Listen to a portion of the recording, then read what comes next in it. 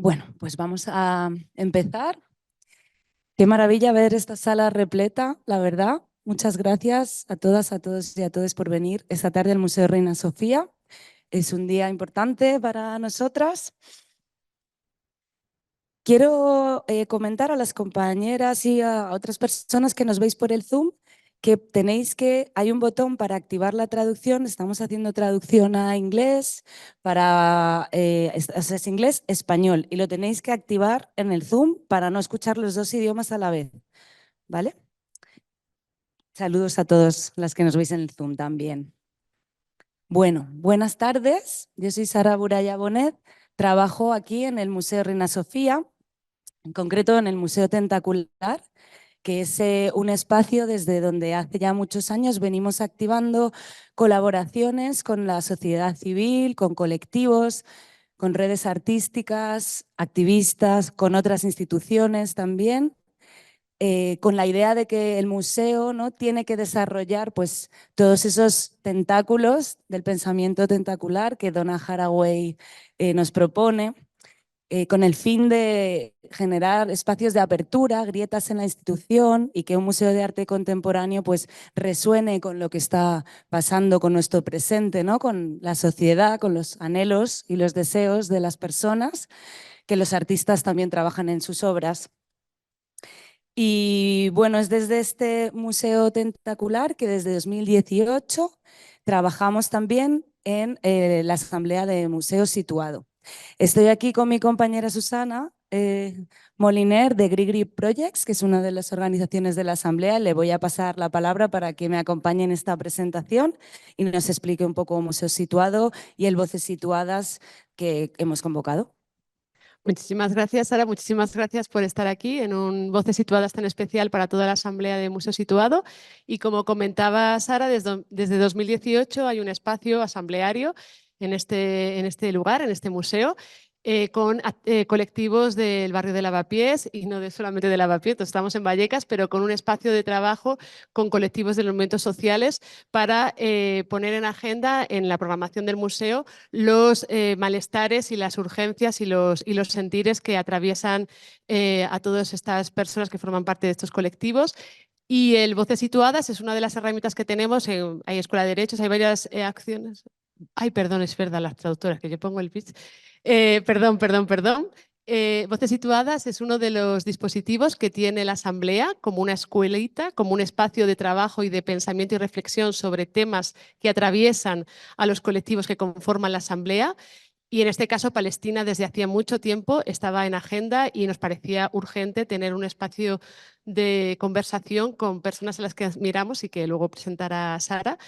Y Voces Situadas, como he comentado, se trabaja eligiendo estos temas de manera consensuada con los colectivos, y este en concreto lo hemos trabajado con Constanza Cisnero, que mil gracias, y con Paula de la Tortuga, a la que agradecemos muchísimo, y la plataforma Bajo Teja, a la hora de decidir qué personas formarían este conversatorio, que quiere ser un espacio de diálogo y de reflexión.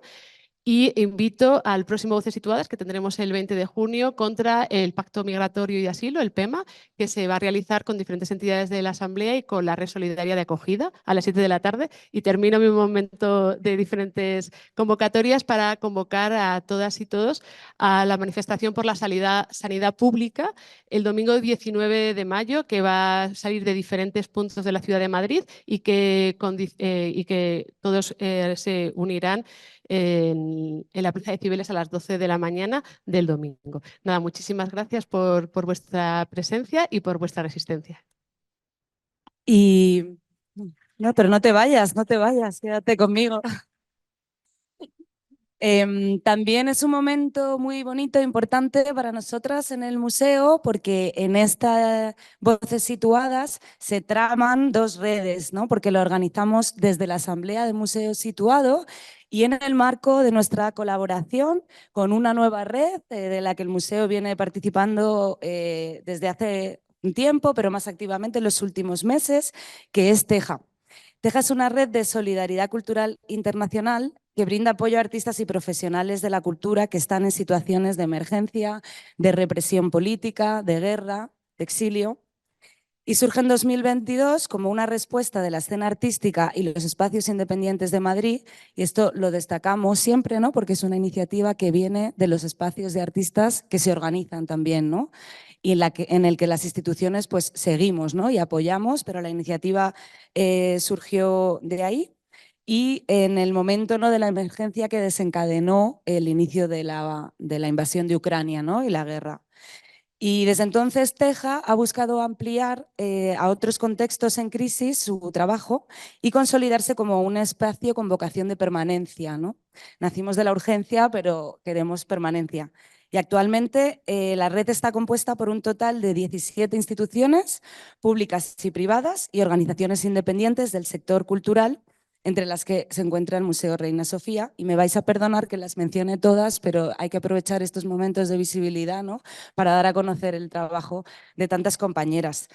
En Madrid, desde de las organizaciones independientes, está Atelier Solar, Expositivo, Hablar en Arte, Planta Alta, el Institute for Postnatural Studies, Malafama Estudios, Paisanaje, Proyecto Celesta y también Proyecto Tadafuk. Y de entre las instituciones está la Casa Árabe, Casa de Velázquez, la Casa Encendida Fundación Montemadrid y el Museo Reina Sofía. Y luego estamos también muy felices de anunciar que también hay otros 2 nodos territoriales, uno en Barcelona con Hangar, La Escocesa y el MACBA, y en Bilbao con Moving Artists. Desde el museo también queremos dar las gracias a todos estos partners por unir fuerzas y hacer posible esta alianza, porque nos parece fundamental entender los modos de institucionalidad artística como espacios en conflicto, conectados con el presente y atravesados por las complejidades y por las luchas políticas de nuestro tiempo. Nos parece importante que articulen un trabajo con y desde esas luchas y que no las trabajen como temas del arte, sino que las trabajen como prácticas de solidaridad, denuncia y reflexión colectiva sobre qué tipo de acciones queremos emprender para construir el futuro que queremos entre todas. Así que gracias a todas por este trabajo y valentía. También quería dar las gracias a Nicolás Combarro, el comisario del proyecto Tadafuk, que ha sido fundamental para tramar esta nueva edición de Teja, que se centra en el apoyo de artistas en Palestina, tanto en Gaza y en Cisjordania como en Jerusalén, y que algunas de ellas forman parte también de este programa y de este programa en el que se enmarca el Voces Situadas de hoy. También ya han participado de algunas actividades y a lo largo os animamos a mirar el programa en la web para poder venir también y conocerlas. Y es así, en este marco de TEJ, que nace el programa Encuentros de Pensamiento Crítico, Solidaridad Internacional con Palestina, del que forma parte este Voces Situadas, y que pretende hacerse eco del movimiento histórico de solidaridad con Palestina y formular a través del arte espacios colectivos para pensar el complejo escenario geopolítico actual de guerra, genocidio y masacre de civiles. El 8 de junio arrancamos este programa con una conferencia de la politóloga y pensadora decolonial francesa Françoise Berge, que nos animó en su conferencia a pensar cómo Palestina es la medida de lo que somos capaces de hacer hoy para cambiar el mundo. Nos movilizó mucho, nos inspiró mucho y estamos muy contentas de seguir hoy. El programa tiene charlas, talleres, debates, el picnic que el Museo Situado organiza cada año con todo el barrio. El 8 de junio este año está dedicado también, ¿no?, a la cuestión de Palestina, como de tantas otras guerras, ¿no?, contra sus guerras, nuestras vidas, de lavapiés al mundo. Lo ha titulado la Asamblea. Y bueno, hoy el Voces, como veis, es por Palestina y contra la militarización del mundo. Se cumplen 31 voces situadas. Estamos también muy emocionadas de la acogida que tiene este formato y además es muy especial porque hoy es Sara Babiker quien le hemos pedido que acompañe esta conversación. Sara Babiker fue una de las participantes del Voces Situadas 1, ahora hace ya casi 6 años, así que se cierran, ¿no?, círculos concéntricos que se unen y bueno, aprovecho ya para presentar a Sara. Ella presentará al resto de participantes. Sara es periodista especializada en género con predilección por los sures del mundo y colabora con espacios y medios comprometidos con la transformación social. Ha vivido en Italia, en Marruecos y sobre todo en Argentina y actualmente escribe en El Salto, medio desde donde además ha realizado y están realizando un trabajo increíble periodístico e histórico, ¿no? Que nos ha permitido aprender y situarnos en en lo que está sucediendo hoy en día en Gaza, en Palestina y en el mundo. Y por último, no quería dejar de mencionar, como algunas sabréis esta mañana, el museo ha hecho público un comunicado anunciando el cambio de nombre de este programa, que se sigue titulando Solidaridad Internacional con Palestina, pero que se enmarca en encuentros de pensamiento crítico. Desde distintas instancias de la sociedad civil nos venían interpelando desde que publicamos el programa, hará unos 10 días, manifestando desde distintas instancias su disconformidad por una parte del título, aduciendo que hiere sensibilidades y que genera vulnerabilidad a las comunidades judías. Por eso el museo ha decidido modificarlo y aclarar que este programa, lejos de pedir la aniquilación de ninguna comunidad en el mundo, pretende ser un espacio crítico alineado con la defensa de los derechos humanos, de la legalidad internacional y de la denuncia de la guerra y del genocidio. No queríamos evitar mencionarlo, puesto que nos interpela directamente, interpela lo que hemos venido a hacer hoy aquí, pero tampoco queríamos que esta cuestión opaque o ocupe el espacio de lo que hemos venido a hacer, que es escuchar a estas mujeres increíbles y pensar con ellas este presente complejo de guerra y deshumanización. Creo que está Yayo también, Yayo Herrero, estaréis preguntando muchas. ¿No estaba Yayo Herrero? Yayo Herrero está con nosotras también. Ahí te estamos viendo, Yayo. Hola, mira que está ahí la cámara. Y bueno, pues ya con Yayo también en pantalla queremos daros las gracias a todas las participantes. Estamos muy felices de teneros aquí. Gracias por la valentía, la generosidad. Muchas gracias a todas las compañeras de Teja y del proyecto Tadafuk, a los colectivos de la Asamblea de Museo Situado, al público que habéis venido, y siempre aprovechamos para señalar y agradecer el trabajo de todas las compañeras de coordinación, de limpieza, las técnicas de sonido, las compañeras de seguridad, de públicos y por supuesto a las traductoras que no veis pero están allí en el Zoom haciendo su trabajo. Bienvenidas, muchas gracias y os dejamos ya con Sara Babiker y estas compañeras.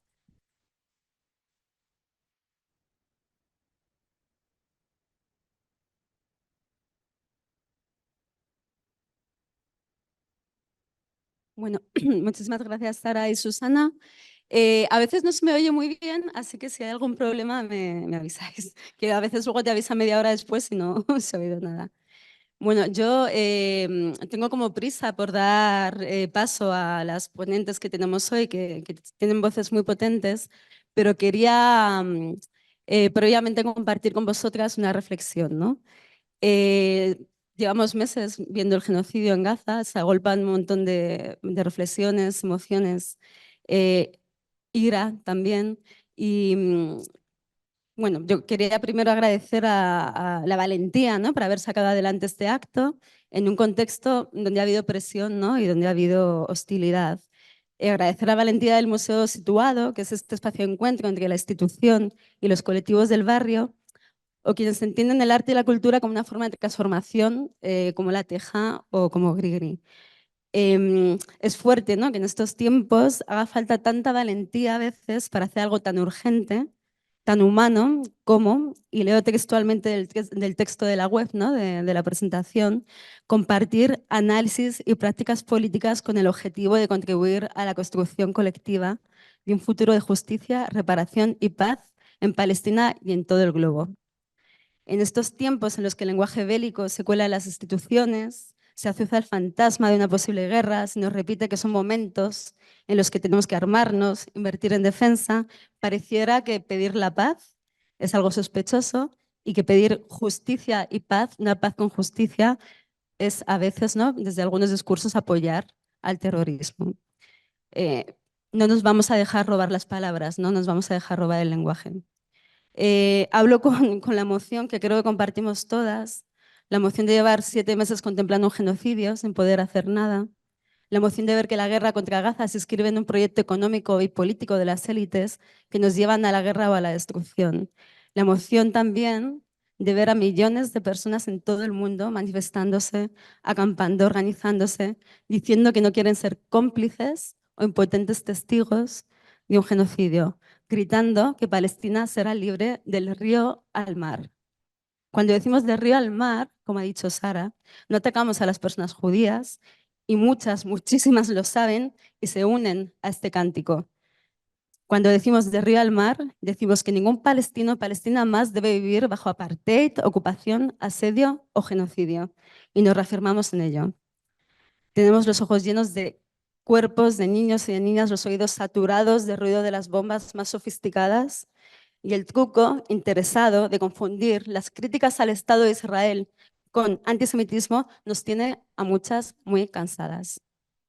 No estamos aquí para rebatir el ruido de la propaganda, estamos aquí para hablar del genocidio y de las redes de resistencia y solidaridad que aún permiten que imaginemos un futuro más allá de la desolación.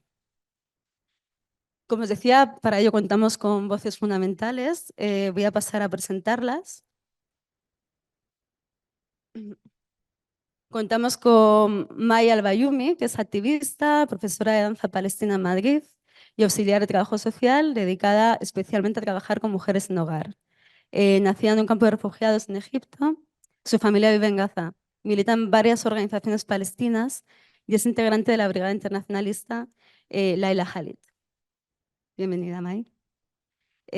A mi lado está Najwa Abu Ghazala, es activista hispano-palestina residente en Madrid. Comenzó su activismo en el movimiento Boicot, Desinversiones y Sanciones, BDS. Desde entonces busca modos de apoyar la lucha del pueblo palestino por la justicia y la libertad. Tenemos a Yayo, la Yayo. Yayo Herrero López, que es una antropóloga, ingeniera, profesora y activista ecofeminista española. Y como muchas sabéis, es una de las investigadoras más influyentes en el ámbito ecofeminista y ecosocialista a nivel europeo. Contamos con Flavia y lejos, estamos ahí muy separadas todas, que es socióloga de formación, es gestora cultural y comisaria argentina que lleva en Madrid ya 16 años. Es miembro de Hablar en Arte, Planta Alta y cofundadora de Teja, la red de espacios culturales en apoyo a las situaciones de emergencia de la que venimos hablando. Y al fondo, Olga Rodríguez, una referente total para hablar de Palestina y Oriente Medio, es periodista especializada en información internacional, Oriente Medio y derechos humanos, y es autora de libros como El hombre mojado no teme la lluvia, Voces de Oriente Medio, Yo muero hoy, Las revueltas en el mundo árabe, entre muchos más. Bueno, tenemos como millones de preguntas. Queremos que esto sea como dialógico. Entonces, la idea es como haceros algunas preguntas a cada una, pediros un poco de concisión, aunque sé que es difícil, para que podamos intervenir todas. Y vamos allá. Vamos a empezar con Mai. Mai, tú naciste en un campo de refugiados en el lado egipcio de la frontera de Rafah. Tu familia está en Gaza. Bueno, ¿cómo estás tú? ¿Cómo está tu familia? Y cómo se vive la cotidianidad, el día a día, ¿no? Desde la conciencia de que tu tierra es arrasada y la vida de quienes quieres está en peligro. Y también te quería preguntar, ¿no? Porque esto no es nuevo, esto no empezó el 7 de octubre, pero aún con todo, desde el 7 de octubre se habla más que nunca, ¿no? De términos como colonialismo, apartheid. ¿De qué manera estos términos, ¿no? Que pueden parecer abstractos, han atravesado la vida y la historia de tu familia y del pueblo palestino?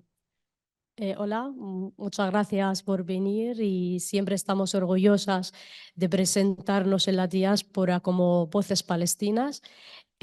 Sabemos que el lado humano, decir qué tal estás, qué tal está tu familia, que es algo muy importante, porque como sabemos que estamos hablando mucho de política, de gente en Palestina, pero nos falta saber cómo vive el pueblo, porque si estamos luchando todas afuera es por el pueblo palestino, lo cual me encuentro bien, depende del día. Quiero decir que depende de las noticias, depende de cómo me levanto, si sé algo de mi familia o no. Eh, Llevamos como 7 meses hablando una vez a la semana. Es verdad que cuando no sé noticias de ellas, de mi familia, pues me pongo en los nervios, en plan, como por acá ha pasado con mi familia, porque las noticias, ellos están diciendo que hay zonas más más peligrosas que otras y hay otras zonas donde se puede vivir. Y es mentira, porque desde el 7 de octubre ha sido una agresión salvaje, una agresión de todas sus maneras, de unas masacres diarios, lo cual mi familia ahora vive en Rafah y están bien, siguen vivos. Hoy en día hablar de una persona sigue viva en Gaza es algo de lujo. Luego ya veremos cómo va a seguir la cosa, pero ahí están luchando de todas sus fuerzas y todo lo que pueden. Nosotras como palestinas sabemos que la lucha no es algo fácil, pero no la abandonamos porque tenemos la razón, tenemos la palabra y nosotras estamos sufriendo esta agresión no solamente desde el 7 de octubre, sino esto existió desde hace desde hace como más de 120 años mínimo. En 1920, cuando el mandado británico ha tomado la valentía idea de ir a ocupar la tierra palestina solamente para dar paso al plan sionista, entonces desde este momento ya se empezó el conceptos que estábamos hablando hoy en día, de conceptos de decir es una ocupación, es un genocidio. En 1936 empezó una revolución palestina. En esta revolución, porque los palestinos en aquel momento empezaron a dar cuenta que hay inmigración, no solamente inmigración judía, no estamos hablando de la religión, sino hubo en su momento inmigraciones fascistas que estaban llegando a tierras palestinas con el concepto de robar la tierra, robar la entidad del pueblo palestino y empezaron a ocupar la tierra, vamos, como un poquito a poco, pero hasta 1948 cuando reconoció el Estado de Israel. En este tiempo, en todo el tiempo, yo nací en un campo de refugiados porque ya se empezaron a echar las personas en sus casas, obligatorio, lo cual que mi familia se ha huido a Egipto. Es como Rafah es la frontera a la Franja de Gaza. Nací ahí justo junto a mis 7 hermanos y hermanas y hemos conocido mis primos o la gente de Palestina a través del muro. Había como un campo de refugiados y he cruzado con un muro al otro campo de refugiados en Gaza. Prácticamente hemos estado viviendo toda la vida en un campo de refugiados de 3 kilómetros. Vivían ahí más de 100.000 personas y hemos recibido como las ayudas humanitarias o como la educación, la sanidad, como como los derechos básicos siempre han sido a través de ayudas. Y en estas escuelas nunca no han estudiado la historia de Palestina. Esto porque ha sido también puesto por la ocupación, puesto que están como varias personas viven en un campo de refugiados, pues le damos un poco de comida, un poco de sanidad y no hablan de política. Pero claro, empezamos a conocer los términos en casas, cuando juntamos con la familia, cuando hablamos con nuestras familias, ellos nos empezaron a enseñar qué es la causa palestina. Los términos le hemos tenido claro desde la Revolución Palestina y ahí empezó a dar de conocimiento, ¿no? Conocimiento de qué estamos viviendo y cómo lo vamos a afrontar. Vemos de la historia de cómo ha cambiado la lucha del pueblo palestino, porque empezó en una revolución, y luego la primera intifada en 1987, empezó la primera intifada porque 4 trabajadores querían cruzar un control militar para volver a sus casas y vino un colono con una furgoneta y ha matado a los 4 trabajadores. Entonces la gente en su momento de la rabia que han tenido pues se levantó la intifada o digamos la intifada de la piedra, lo cual que la gente empezó a luchar contra una ocupación militar con lo poco que tenían, con una piedra. Vemos como más adelante, en el 2000, la segunda intifada, pues esto ya empezó a ver más los partidos políticos, las fuerzas más grandes y los grupos armados. Entonces vemos que la lucha se ha cambiado poco a poco y ya llegamos a las 7 de octubre y ya vemos los niños que han estado en la primera intifada, tenían una piedra, pero ahora ya tienen un arma, Tenían como una intifada de piedra, de movimiento social, una guerra, digamos, popular, a tener ya formaciones militares, lo cual el pueblo palestino ha sido siempre un pueblo luchador y cada vez su lucha se avanza poco a poco. Muchas gracias. Nada.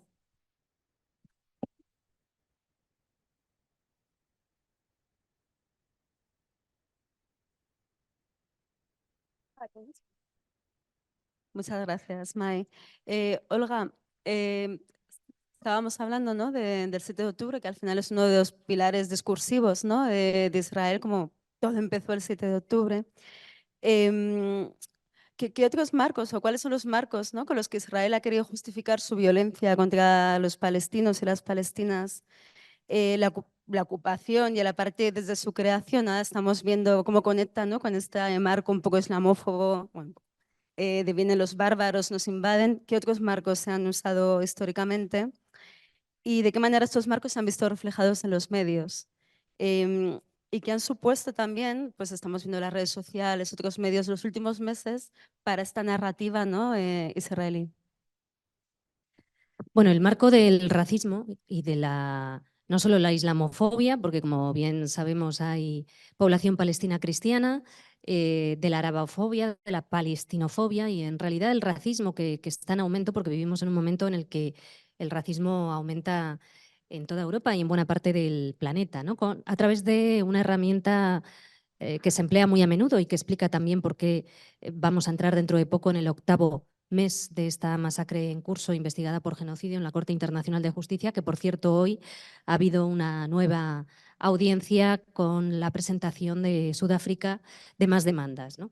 Y es la deshumanización de eso que llamamos el otro, la otredad, la deshumanización hasta el punto de que, bueno, se nos está diciendo que hay toda una población matable, toda una población criminalizada y, por lo tanto, de esa manera justificar estas violaciones sistemáticas, estos ataques sistemáticos y esta masacre. A través de los medios de comunicación, bueno, en líneas generales, aquí podríamos hablar mucho de lo que es el periodismo, qué tipo de periodismo hay.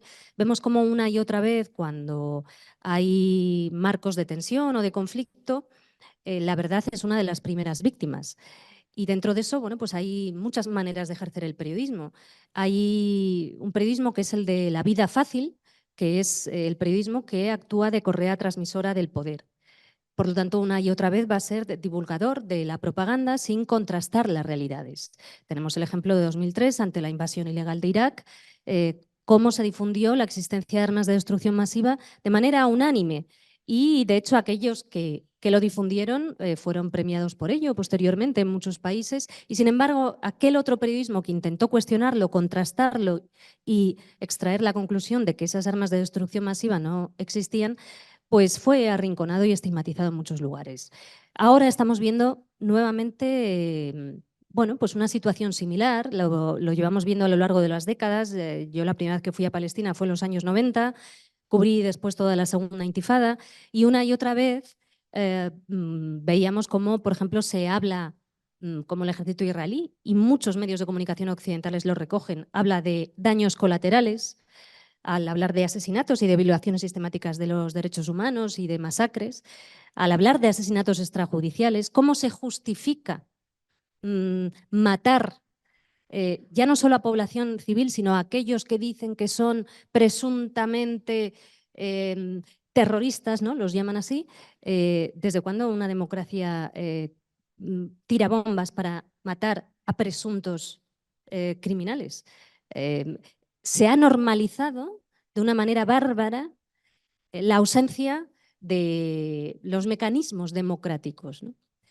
Se habla, por ejemplo, de evacuación, lo estamos viendo una y otra vez en Gaza, evacuación en vez de desplazamiento forzado, que eso en sí mismo, como ha indicado la relatora de Naciones Unidas, Francesca Albanese, en repetidas ocasiones, constituye un crimen de guerra. Como un crimen de guerra es la ocupación ilegal que llevamos viendo en los territorios palestinos desde hace décadas. Yo cada vez que voy a Cisjordania veo, descubro nuevo territorio ocupado ilegalmente, porque es una ocupación en tiempo presente.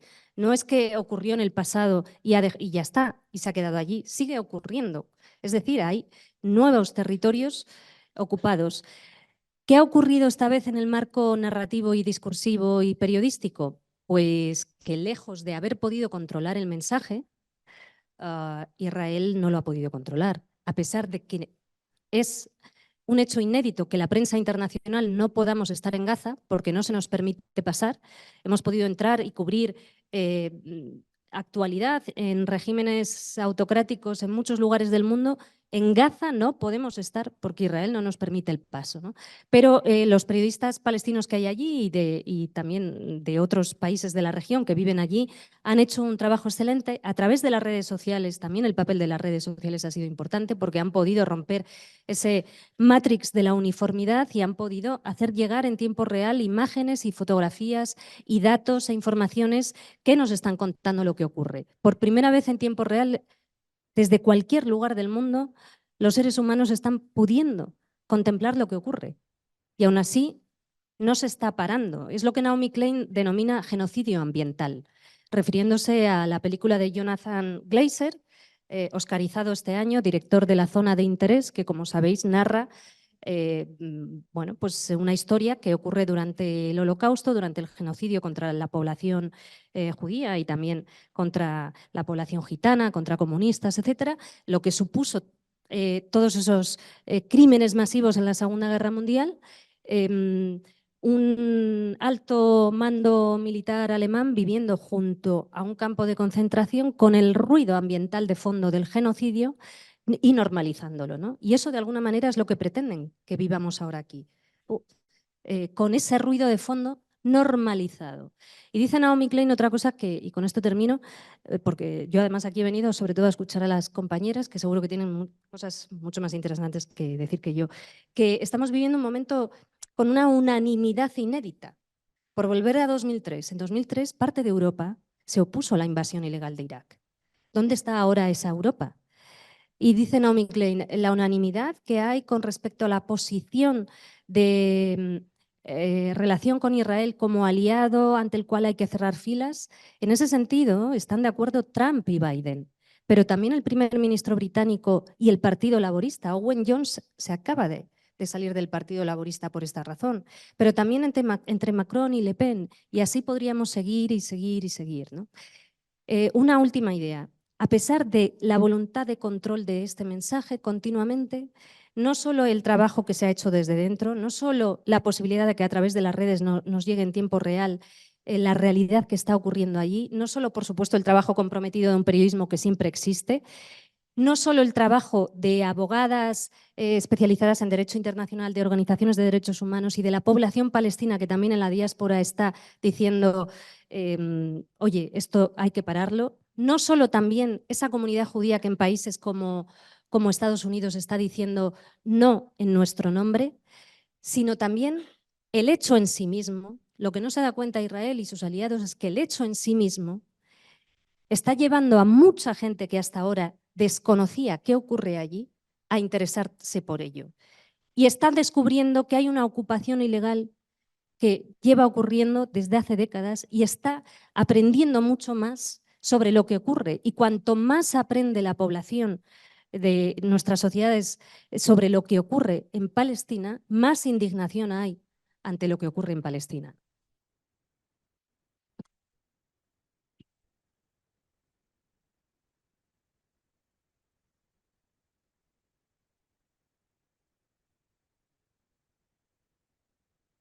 Muchas gracias, Olga. Nadwa, hablábamos de la diáspora también. Quería preguntarte, bueno, ¿qué supone ser hija de la diáspora, ¿no? De la gran diáspora palestina y de qué manera construye tu identidad la imposibilidad del retorno, ¿no? A través de generaciones y generaciones.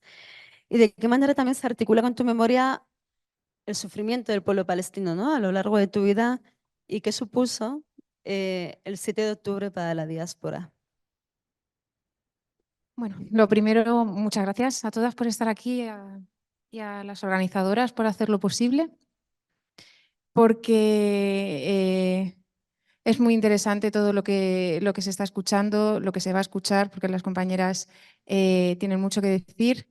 Escuchar la voz de una refugiada palestina es sumamente importante para la conciencia de todos. En mi caso, mi padre es palestino, mi madre es española, con lo cual yo soy un poco un híbrido. Y eso marca mucho tu identidad, marca mucho tu personalidad, pero no lo sabes hasta que no maduras con el paso de los años y los años, porque andas un poco perdido entre dos culturas y realmente no sabes muy bien a qué agarrarte, porque una pregunta que te hacen, a mí por ejemplo, una pregunta que me hacían constantemente, ¿no? ¿Tú qué te sientes, más española o más palestina? Y la verdad es que en mi parte palestina era la más arraigada, pese a no poder pisar Palestina nunca, pese a no conocer a gran parte de mi familia en Palestina, porque no puedo entrar en Gaza, ellos no pueden salir de Gaza. Los lazos de unión que tienes con ellos son fortísimos, porque sabes de su sufrimiento, porque llevas toda la vida luchando contra esa injusticia, porque sabes que cada cosa que hagan, cada cosa que digas va a ser cuestionada y va a ser puesta en tela de juicio como terrorismo. Da igual de lo que hables, da igual lo que intentes justificar, da igual lo que intentes defender, da igual lo justo que sea lo que estás intentando defender, siempre va a estar en tela de juicio que tus actos, tus palabras y los actos de tu familia por defender su vida, su hogar y sus tierras son actos de terrorismo. Vivir con eso en un país, sobre todo occidental, es bastante complicado, porque te pasas la vida justificando por qué tu familia tiene derecho a existir, por qué tu familia tiene derecho a vivir donde vive. Te pasas la vida justificando esas preguntas que te hacen tus compañeros de colegio, tus amigos, de por qué tu abuela no se va de Gaza para estar segura, por qué tus tíos no se van de Gaza para que no les maten. Pues no se van porque es su casa y es su tierra. Y la resistencia del pueblo palestino es eterna. La resistencia del pueblo palestino es tan fuerte que a muchas personas que viven con unos lujos o con unos derechos básicos les cuesta comprender, pero es tan sencilla a la vez. Es el amor por tu tierra. Es tu derecho fundamental a pisar por donde pisaron tus padres, a pisar por donde pisaron tus abuelos, a seguir recogiendo las aceitunas de sus olivos, por ejemplo, a seguir pescando en los mismos mares. Defender todo eso en un país occidental, como digo, siempre ha estado puesto en tela de juicio, ¿no? Y a la vez tienes que luchar contra esa intención del sionismo, que ha sido siempre separar a las familias palestinas, porque como dijo el primer ministro israelí en su día, los mayores morirán y los jóvenes se olvidarán. No olvidaremos nunca. Los palestinos vamos a ser siempre palestinos.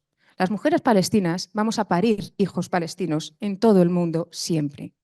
Con lo cual, Palestina seguirá viva siempre alrededor del mundo y nosotros seguiremos luchando porque sea libre. Da igual donde estemos.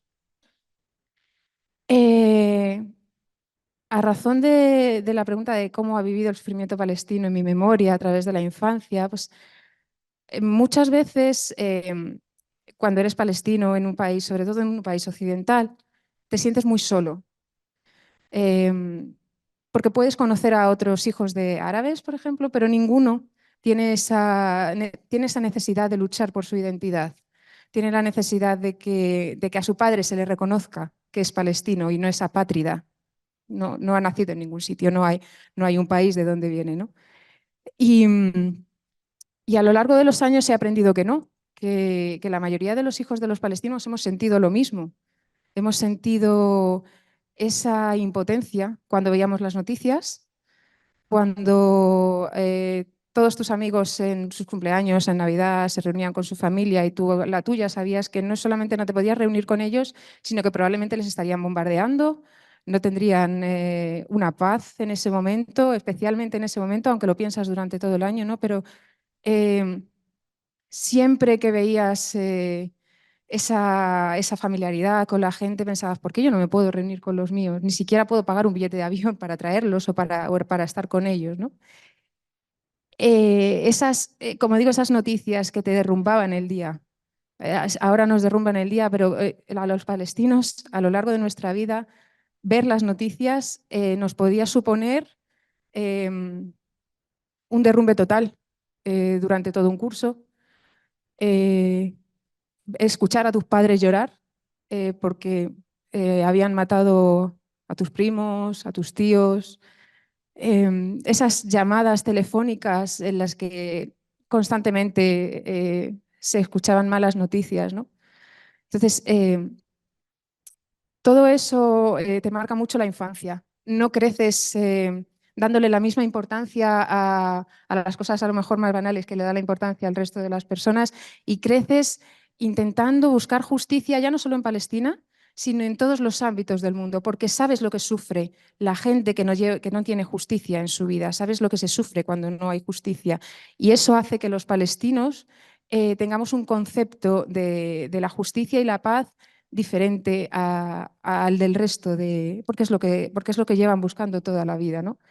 Evidentemente, la resistencia palestina a lo largo de la historia ha sido súper variada y súper dispersa. Creo que han sido de los pueblos más originales a la hora de combatir el sionismo y la ocupación, desde el boicot, que ya en 1918 las mujeres palestinas empezaron a boicotear a los bancos sionistas, pasando por crear comités, movimientos internacionales y la lucha armada, que está avalada, por cierto, por las Naciones Unidas, para que el pueblo ocupado se pueda defender del pueblo ocupante y que a nosotros, sin embargo, se nos ha negado sistemáticamente a lo largo de la historia. Entonces, sí que es verdad que crecer con todo eso te da unos valores de justicia y de intentar buscar la paz en todos los ámbitos, ¿no? y te hace ver el mundo con unos ojos completamente diferentes. Y el 7 de octubre, pues el 7 de octubre para las palestinas que vivimos en la diáspora ha supuesto un punto y aparte en un montón de sentidos, sobre todo en el sentido de unir y de estrechar lazos a nivel global con todos los movimientos pro-palestinos en el mundo. Jamás hemos estado tan unidos. Y eso que el pueblo palestino, a pesar de ser uno de los pueblos más injustamente tratados de la historia, es el pueblo con más apoyo social a lo largo del mundo, porque realmente lo único que hay que defender es la verdad. Se supone que debería ser nuestra arma más poderosa y que nadie nos la podría rebatir. Pero a pesar de eso, los intereses sionistas son mucho más poderosos. Y siempre hemos estado apoyados por la sociedad en general, pero los movimientos sociales que se han visto en contra del genocidio, a favor de la libertad del pueblo palestino desde el 7 de octubre, creo que a todos nos han arropado pese al sufrimiento, pese a la injusticia, y nos hacen más fuertes, nos hacen creer que realmente es posible liberar Palestina y que seamos libres porque tenemos el poder del pueblo. Y no se nos puede olvidar que ese poder nos hace fuertes y somos millones alrededor del mundo los que luchamos y gritamos por lo mismo. El 7 de octubre también ha supuesto el punto y aparte en la tolerancia que podíamos llegar a tener, sobre todo en relaciones sociales. Yo he roto, igual que muchos palestinos o hispanos palestinos, muchas relaciones personales de años, porque ya no se puede tolerar más el silencio y la neutralidad de la gente. Ya no toleramos, hasta ahora éramos tolerantes, nos conformábamos, no decíamos nada cuando alguien se mantenía neutral. Siempre la misma coletilla de es que es muy complicado, es que yo no lo entiendo, es que ahí hay un jaleo. Yo he escuchado eso toda mi vida, ¿no? De gente que no se quiere informar, no se quiere involucrar, incluso en mi círculo social, gente que no que no decía nada cuando había un bombardeo, cuando había operaciones militares excesivamente sangrientas que aparecían en las noticias pese a cómo aparecía. Ya no se consiente esa neutralidad, ya no lo vamos a consentir más. Ha supuesto un punto y final a conformarnos con lo que había, a conformarnos con seguir manteniendo ese silencio. Creo que el movimiento global además nos ha dado fuerzas para saber que somos muchos, que estamos unidos y que realmente nuestra lucha no va a parar hasta que Palestina sea libre, y nos ha convencido de ello.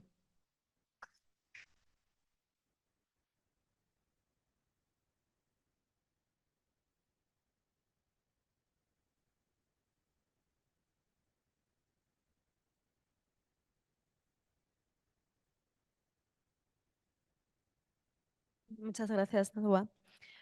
Flavia, nos gustaría que nos hablases un poco de Teja, ¿no? De qué supone y también de pues, qué expresan, ¿no? Los artistas que vienen de Palestina en el marco de vuestro proyecto.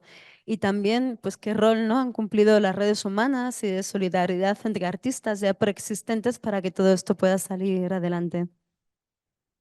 Hola, ¿qué tal? Buenas tardes. Bueno, teníamos unas imágenes de fondo porque aquí estoy yo en representación de varias otras organizaciones que conformamos Teja. Teja en España es una unidad mínima para generar cobijo, ¿no? Que se van poniendo en los techos, una al lado de la otra, y de la misma forma no se pensó esta red, sino que directamente se actuó pensándola en un ecosistema o en una membrana que entre todos somos capaces de dar cobijo. Aquí se pueden ver algunas imágenes que son aleatorias de distintos momentos de la red. Como contaba muy bien Sara, se inicia en el 2022 cuando está la invasión de Rusia en Ucrania, y es una respuesta hacia una impotencia inmensa, ¿no? Una impotencia, como se hablaba aquí, cierta ira, cierta dificultad para tratar de articular y un contexto y ser conscientes de la situación de crisis humanitaria que estábamos viviendo, ¿no? En ese momento, como se puso en marcha fue directamente a partir de un post de internet. Era un llamamiento muy breve, muy pequeño. Hagamos algo, ¿qué podemos hacer? Si tienen ganas de hacer algo, pues hablemos, ¿no?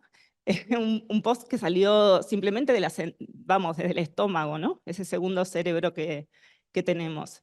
Y en ese momento, los espacios independientes, como hablaba antes muy bien Sara, que solemos estar nucleados, solemos estar en red o tenemos una cierta afinidad del día a día, muchos de nosotros llevamos programas de residencias artísticas y ya éramos conscientes luego del COVID del privilegio que supone la libertad de movimiento, ¿no?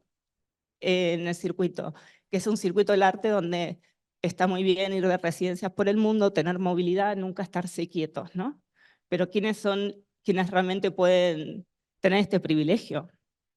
Entonces, en ese momento, lo que hicimos fue comenzar reuniones y por suerte en esas reuniones se sumaron instituciones, se sumaron desde el Museo Reina Sofía hasta a Casa Velázquez, la Casa Encendida y también otros espacios.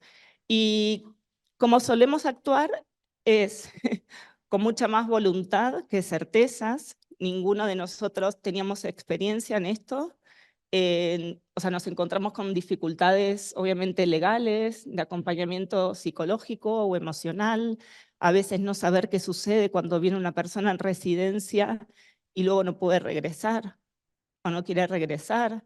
Entonces, bueno, digamos que era algo totalmente nuevo, pero tuvimos la suerte de estar muy bien acompañados en red.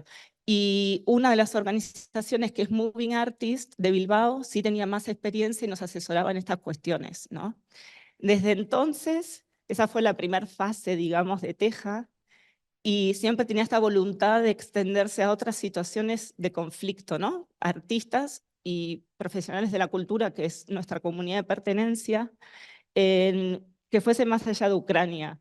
Y ya estábamos comenzando a trabajar a generar vínculos con artistas en Palestina cuando se desata la guerra.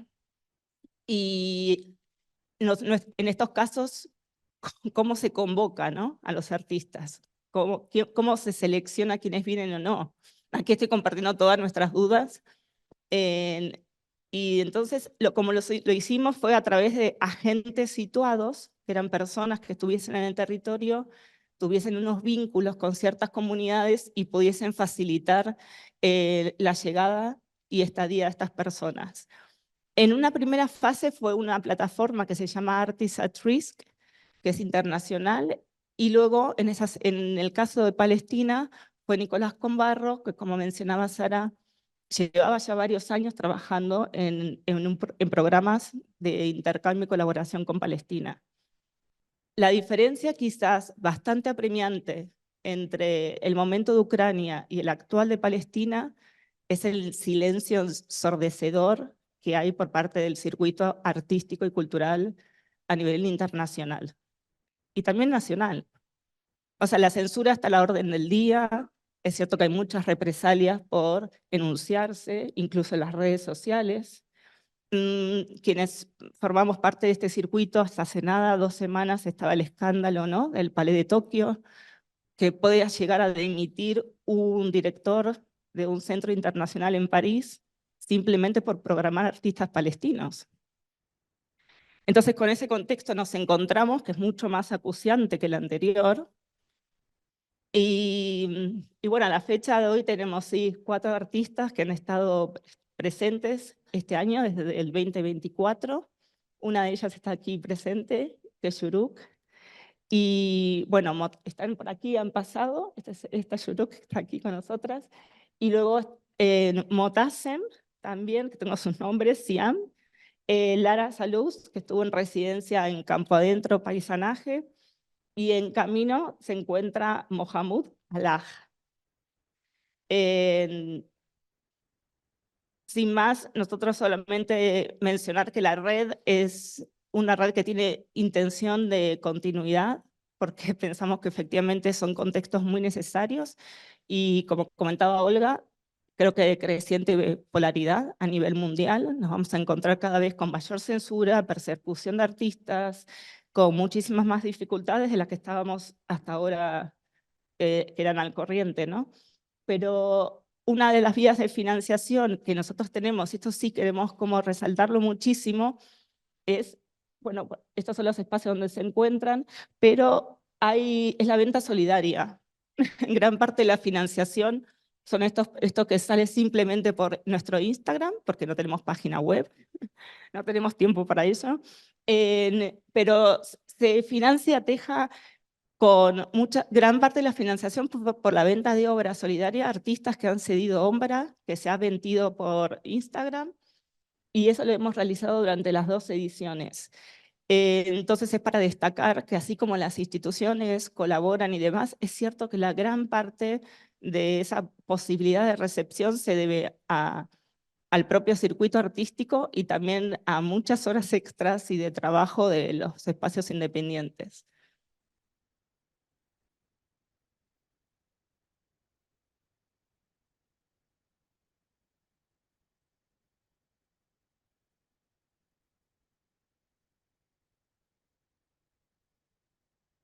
Muchas gracias, Flavia. Vamos a acabar esta primera ronda de la conversación con Yayo. ¿Cómo estás, Yayo? Hola. ¿Cómo estás? Queríamos, bueno, frente a estas redes, ¿no?, de solidaridad entre las personas, entre los colectivos, nos encontramos en un escenario que apunta hacia la apuesta por la industria armamentística y de control como único horizonte, ¿no? Pareciera. ¿Hasta qué punto supone el genocidio en Gaza una materialización del conflicto del que tú hablas tanto, ¿no?, entre el capital y la vida? Bueno, desde mi punto de vista es una vuelta de tuerca y lo escenifica, vamos, y lo materializa de una forma intensa, ¿no? Para explicarlo tenemos que recordar a qué nos referimos cuando hablamos del conflicto capital-vida, ¿no? Y reconocer y recordar que la vida, toda la vida, pero la vida humana pues está inserta en una trama que conforman el aire, el agua, la tierra, la posibilidad de que pueda haber cultivos, los animales, las plantas, ¿no? Y a la vez también la propia trama de la vida se sostiene sobre vínculos y relaciones entre personas, ¿no? Así es como se sostiene la vida, ¿no? El capital, digamos que en este momento yo creo que podemos decir que le ha declarado la guerra a la vida, históricamente ha tenido rasgos coloniales, ha tenido rasgos genocidas y ha tenido rasgos también ecocidas, ¿no? Y esto me parece que es importante tenerlo en cuenta porque creo que a lo que estamos asistiendo es a un nuevo capítulo tremendamente violento de una dinámica que, como ya han expresado las compañeras, es colonial, viene de tiempo y demás, ¿no? Lo que está sucediendo en Gaza, lo que ha vivido el pueblo palestino desde hace ya más de un siglo, es similar a lo que hicieron los colonos europeos en América, matar niños, matar niñas, matar personas, destruir los medios de subsistencia, deshumanizar y declarar, como decía antes Olga, como matable a la población, generar un sentido común en el que pareciera que las vidas que se pierden, las vidas palestinas que se pierden, son vidas que no merecen ser lloradas, como dice Judith Butler, ¿no? Convertir los territorios finalmente en sedes de una civilización que es violenta, que se enferma y que se cree que progresa cuando se destruye a sí misma, ¿no? Porque yo me pregunto en qué está convirtiendo en este momento el gobierno de Israel a las personas jóvenes de su propio pueblo que hacen las atrocidades que hacen, que las publicitan en las redes, ¿no? No quiero, es decir, es un nivel también de deshumanización y de conversión en identidad monstruosa que yo creo que es una cosa terrible, ¿no? El ejercicio que ha hecho el pueblo, que está haciendo el pueblo de Israel sigue además las mismas pautas de las dinámicas coloniales que conocemos, ¿no? Declarar un territorio como una tierra vacía, ¿no? Se decía un pueblo sin tierra para una tierra sin pueblo. No, no es verdad, no está vacía, está el pueblo palestino, ¿no? Arrancar todo lo reconocible por parte del pueblo palestino, edificios, instituciones, arrancar los olivos, arrancar las terrazas de cultivo ancestrales, ¿no? Es decir, es una especie como de iconoclastia, podríamos decir biocultural, en donde se arranca o se intenta arrancar todo aquello que hace que un pueblo se sienta perteneciente a una tierra, intentar hacer eso de una forma tremenda, ¿no? Con esa resistencia de la que hablaba Nadwa, que me ha gustado un montón, de un pueblo que se reconoce parte de una tierra y no quiere salir de ella, ¿no? Pero se arrasa con las canciones, se intenta arrasar con las universidades, es decir, y es un rasgo bastante extendido en las dinámicas coloniales, ¿no? El caso es cuando miramos, por ejemplo, la historia del mundo, vemos como una especie de ciclo de muerte, de ciclo genocida, de ciclo colonial, que va desde la quema de las mujeres, de las brujas, mujeres denominadas brujas en la Inquisición,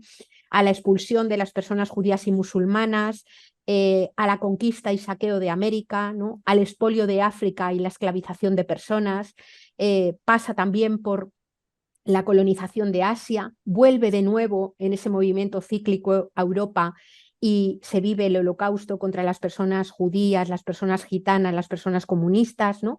Y luego Europa no se hace responsable de las consecuencias del supremacismo blanco y lo que hace es endosar, digamos, el problema y las consecuencias de la vergüenza, digamos, a los pueblos, en este caso, por ejemplo, al pueblo palestino, ¿no?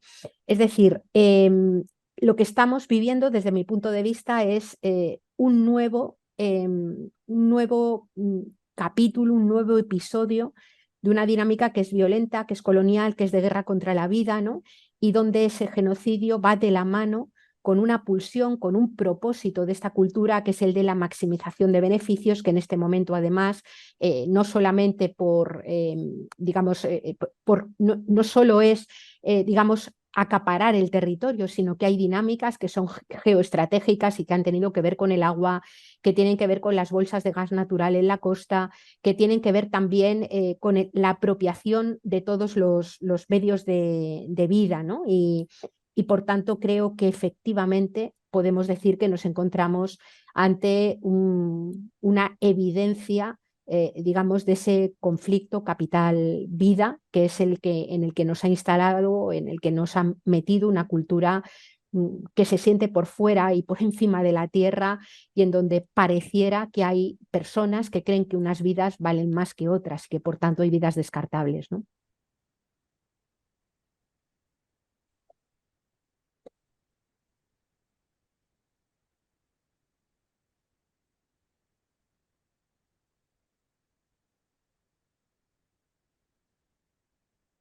Bueno, muchísimas gracias por tantas respuestas tan generosas. Creo que estás en un momento muy fértil, ¿no? Y muy interesante para todas. Quería plantearos una pregunta a todas, un poco partiendo de un cierto diagnóstico, ¿no? Que se ha compartido, pues en cuanto a que muchas más personas en el mundo son conscientes, ¿no? de qué es lo que está pasando.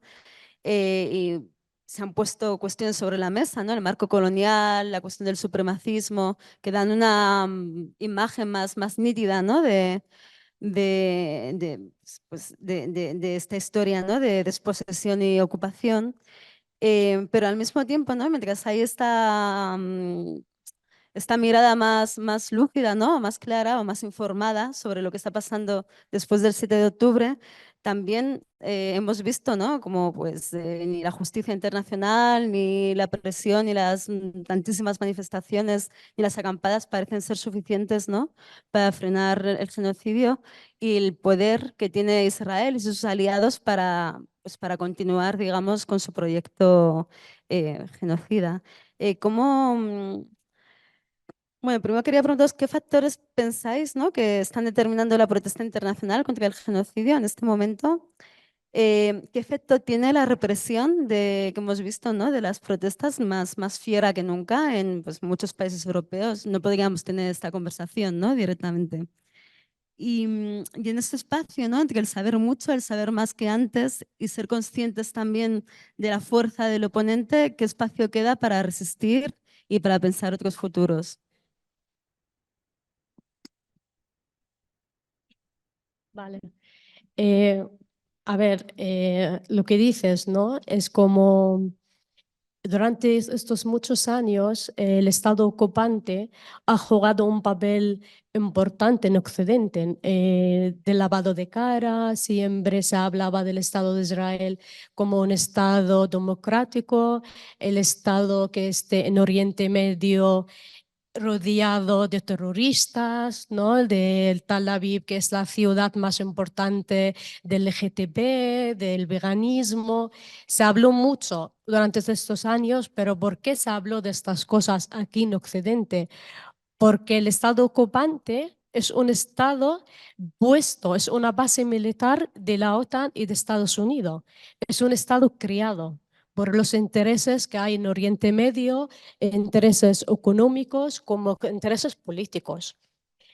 Durante estos años, también el Estado ocupante ha hecho pues, lavado de cara y también aquí mismo, ¿no?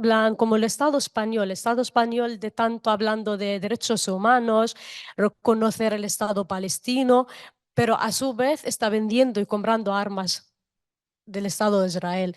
Entonces, a Estados Unidos, a OTAN les interesa esta base militar, lo cual ellos intentaban como blanquearles la cara. Vale, pero ahora mismo ya estamos siendo testigos a las masacres que están pasando. Estamos viendo un genocidio en directo. Ya no pueden mentirnos más. Ya no se puede decir que el Estado de Israel,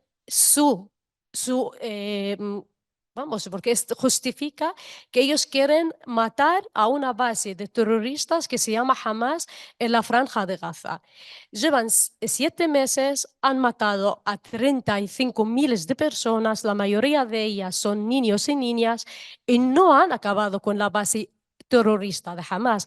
¿Y qué significa terrorismo? El terrorismo es que un pueblo está luchando dentro de su pueblo o no quiere abandonar sus casas, o son los ucranianos que están entrando ahora en la Franja de Gaza para matar a los argentinos que vienen desde Argentina. Hay gente que viene en la Franja de Gaza, se encuentran mucha gente de muchas nacionalidades, son militares y están en la Franja de Gaza. ¿Qué hacen en la Franja de Gaza? Y sobre todo están saliendo en el TikTok, es una aplicación graciosa que se matan los soldados israelíes matando a niños, violando mujeres, grabándolo y están en las formaciones, podemos verlo todo. Lo cual el Estado de Israel se ve que ya les ha salido un poco de las manos, un poquito. Le ha salido de las manos. En plan, como ya no podemos mentir, ya no podemos decir que nosotros allí tenemos el interés para todo el Oriente Medio. Es el fascismo europeo que está actuando en la Franja de Gaza. Lo cual, claro, las protestas que están ahora en todo el mundo, porque podemos decir en todo el mundo, son protestas con formaciones políticas correctas. Ellos saben qué están haciendo. Si los movimientos, los estudiantes que están acampados hoy en día fuera, ¿por qué los estudiantes salen? Pero porque quieren cortar relaciones con el Estado de Israel, lo cual el Estado de Israel está perdiendo. El Estado de Israel está claramente perdiendo la batalla o la guerra porque no puede justificar más. El señor Netanyahu, por una manera de llamarle, su pueblo se sale en Tel Aviv todos los días haciendo manifestaciones contra él, pero las personas que están saliendo en Tel Aviv son de extrema derecha. Son personas de extrema derecha que quieren que Netanyahu saque su gente de la Franja de Gaza por los Sirenes y siga matando gente. Quiere que se acabe con Gaza, lo cual en el Estado de Israel no existen personas de izquierdas, no existen civiles, porque el Estado de Israel, toda la población israelí hace el servicio militar obligatorio. Son colonos. Y estas cosas y estas informaciones ya está llegando hoy al día a todo el mundo. Todo el mundo sabe qué es la sociedad israelí y qué intereses tienen en Oriente Medio. Porque hoy hablan de Palestina, mañana será Siria, pasado mañana Líbano. Ahora están diciendo que quieren matar a los terroristas, ¿vale? ¿Y por qué atacáis a Líbano? Si vuestro objetivo es Hamas, ¿por qué atacáis a Siria? ¿Qué hay ahí? También Hamas. Y si por eso las manifestaciones pacíficas están saliendo en las calles en Alemania, ¿por qué está prohibida la bandera palestina? Simple bandera, ¿por qué? Eso todo porque ya la gente sabe exactamente qué es el Estado de Israel y la causa palestina es una causa internacionalista y la ocupación militar en Palestina es ocupación fascista, racista, nazismo de Occidente.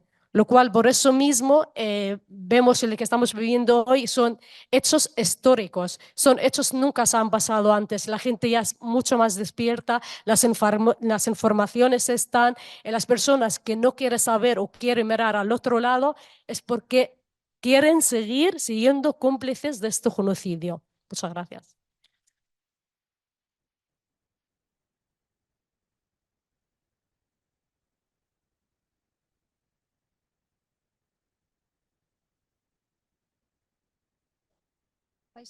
¿Sigo yo? Vale. En relación a todo esto que comenta Mai, lo que llama mucho la atención desde el principio del todo es cómo se reprimen las manifestaciones a lo largo y ancho del mundo. No da igual el país. Aquí sí que es cierto que tenemos como una lupa que distorsiona un poco la realidad de lo que se nos puede venir encima en breve, porque no tenemos esa represión. Pero lo que está pasando en Gaza y lo que está pasando en Cisjordania, no nos olvidemos de lo que está pasando en Cisjordania tampoco, que poco se denuncia, nos ha hecho ver, punto número 1, que no existe un derecho internacional como tal, es solo papel mojado, porque cuando las Naciones Unidas se rigen por unas leyes, por unas normas que no son iguales para todos, no sirven de nada. Cuando esas leyes, esas normas se hicieron para que no se volviera a repetir la catástrofe que ocurrió durante la Segunda Guerra Mundial y resulta que se vuelve a repetir todo, que vemos cómo se está masacrando un pueblo y no son capaces con toda su logística de parar un genocidio en curso, es cuando nos damos cuenta de que el derecho internacional está completamente muerto. No sirve para nada, solo para proteger a 5 potencias internacionales en todo el mundo. Nos hemos dado cuenta también con todo esto de que los países occidentales y no tan occidentales nos dejan protestar hasta donde ellos quieren que protestemos. Y se llaman democracias o se hacen llamar democracias. Han prohibido banderas palestinas en la mayor parte de los países europeos. Han prohibido manifestarse a favor de Palestina en los países europeos. Y te cabe preguntar por qué. Solamente estamos pidiendo que no se mate gente. Ya no solo niños, gente inocente. Estamos pidiendo que no se mate gente y nos estáis prohibiendo pedir que no se mate gente. Eso escapa a todo entendimiento y a toda la educación que a todos nos han dado en base de que el mundo tiene que ser pacífico, ¿no? Y ahí te das cuenta de que los intereses sionistas son tan grandes y están tan extendidos alrededor del mundo y son tan sumamente potentes que lo controlan todo, incluso nuestra libertad de expresión. Cuando ves a estudiantes manifestarse en las universidades para que no maten gente de una manera pacífica y la policía arremete con ellos de una manera tan brutal que parece que está sacando ultras de un partido de fútbol en la que lo están liándose, ahí te das cuenta de que el poder no quiere que se pida la paz, quiere que nos callemos ante sus intereses. Nos hemos dejado hacer creer que no tenemos ese poder de manifestación, ¿no? Y es la sensación de que con todo esto nos están testando para ver hasta dónde pueden recortar nuestra libertad de expresión, a ver hasta dónde vamos a aguantar que con nuestros impuestos, que con nuestro dinero se mate gente y además no poder decirlo. Es sumamente llamativo todo esto. Hace poco estuvimos algunos compañeros de diferentes organizaciones y yo presenciando cómo el Parlamento Europeo te quitaba automáticamente todas las fotos que tuvieran que ver con Gaza.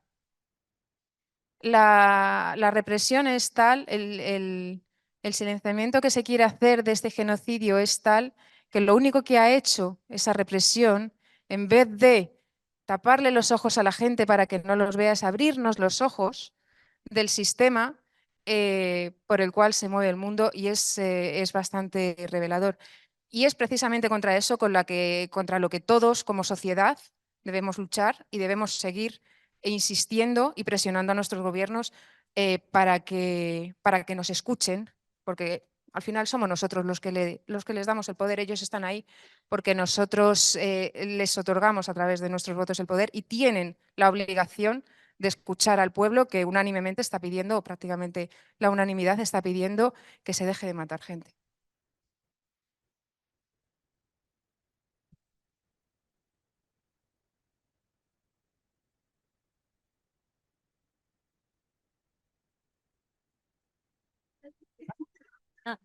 Pero primero, okay.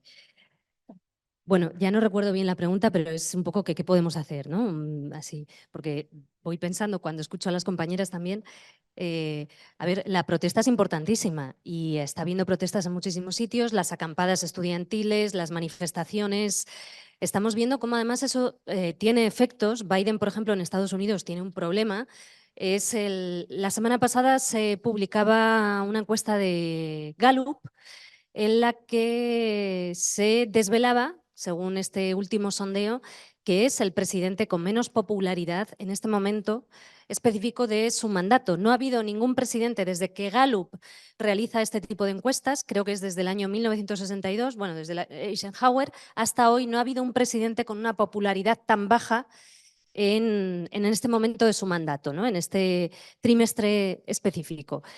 Es más, a lo largo de la historia, a lo largo de todas estas décadas, todos aquellos presidentes que han tenido una popularidad por debajo del 50% justo en este periodo, que han sido 4, solo de esos 4, solo uno repitió mandato. Y no ha habido ninguno que haya repetido mandato por debajo de una popularidad del 40%, que es lo que ha tenido Biden, un 38,6%.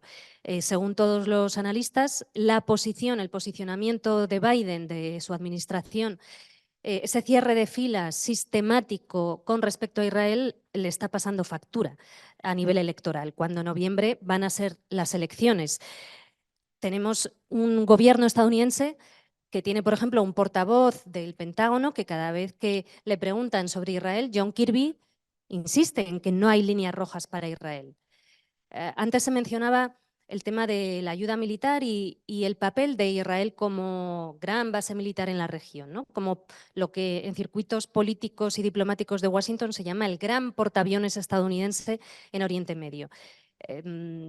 Yayo teoriza sobre esto muy bien. Tenemos un artículo pendiente, Yayo y yo, desde hace meses, pero estamos muy liadas precisamente porque este genocidio en curso que está ocurriendo en Gaza pues nos ocupa muchísimo tiempo, ¿no? Pero es el de la idea de ese capitalismo devorador que lo marca absolutamente todo, y frente al agotamiento de los recursos hay como un pistoletazo de salida con un sálvese quien pueda.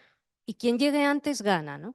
Y esto lo podemos observar, por ejemplo, con la última partida del gran paquete de ayuda militar estadounidense que se aprobó hace 20 días en Estados Unidos, ¿no? Congreso, Senado y la Casa Blanca. 61.000 millones de dólares van dirigidos a Ucrania, 26.000 millones a Israel y 8.000 millones a Taiwán y aliados asiáticos. Son tres escenarios, son tres actores muy diferentes. En Ucrania ha habido un territorio ocupado, Israel es potencia ocupante desde hace décadas, Taiwán es otra cosa completamente diferente. ¿Qué es lo que tienen en común? Lo que tienen en común es que son actores que ejercen un rol que beneficia a Estados Unidos como contrapeso Taiwán de China, Ucrania como guerra de desgaste hacia Rusia e Israel también como plataforma de dominio de Estados Unidos en la región. Las herramientas están en el escenario, desplegadas, para intentar frenar esto y para darle la vuelta a este nivel de impunidad sin fin. La protesta, las acampadas estudiantiles, lo que está desarrollándose o intentando desarrollarse la Corte Internacional de Justicia, pero vemos como al mismo tiempo hay enormes esfuerzos para aplastar el derecho internacional, que siempre ha habido un doble rasero, que siempre ha habido una correlación de fuerzas absolutamente desigual, pero ahora hemos pasado de la hipocresía al cinismo. Es decir, ya públicamente se está diciendo que es que hay que defender un orden internacional basado en reglas, así lo llama Washington, por ejemplo, ¿no?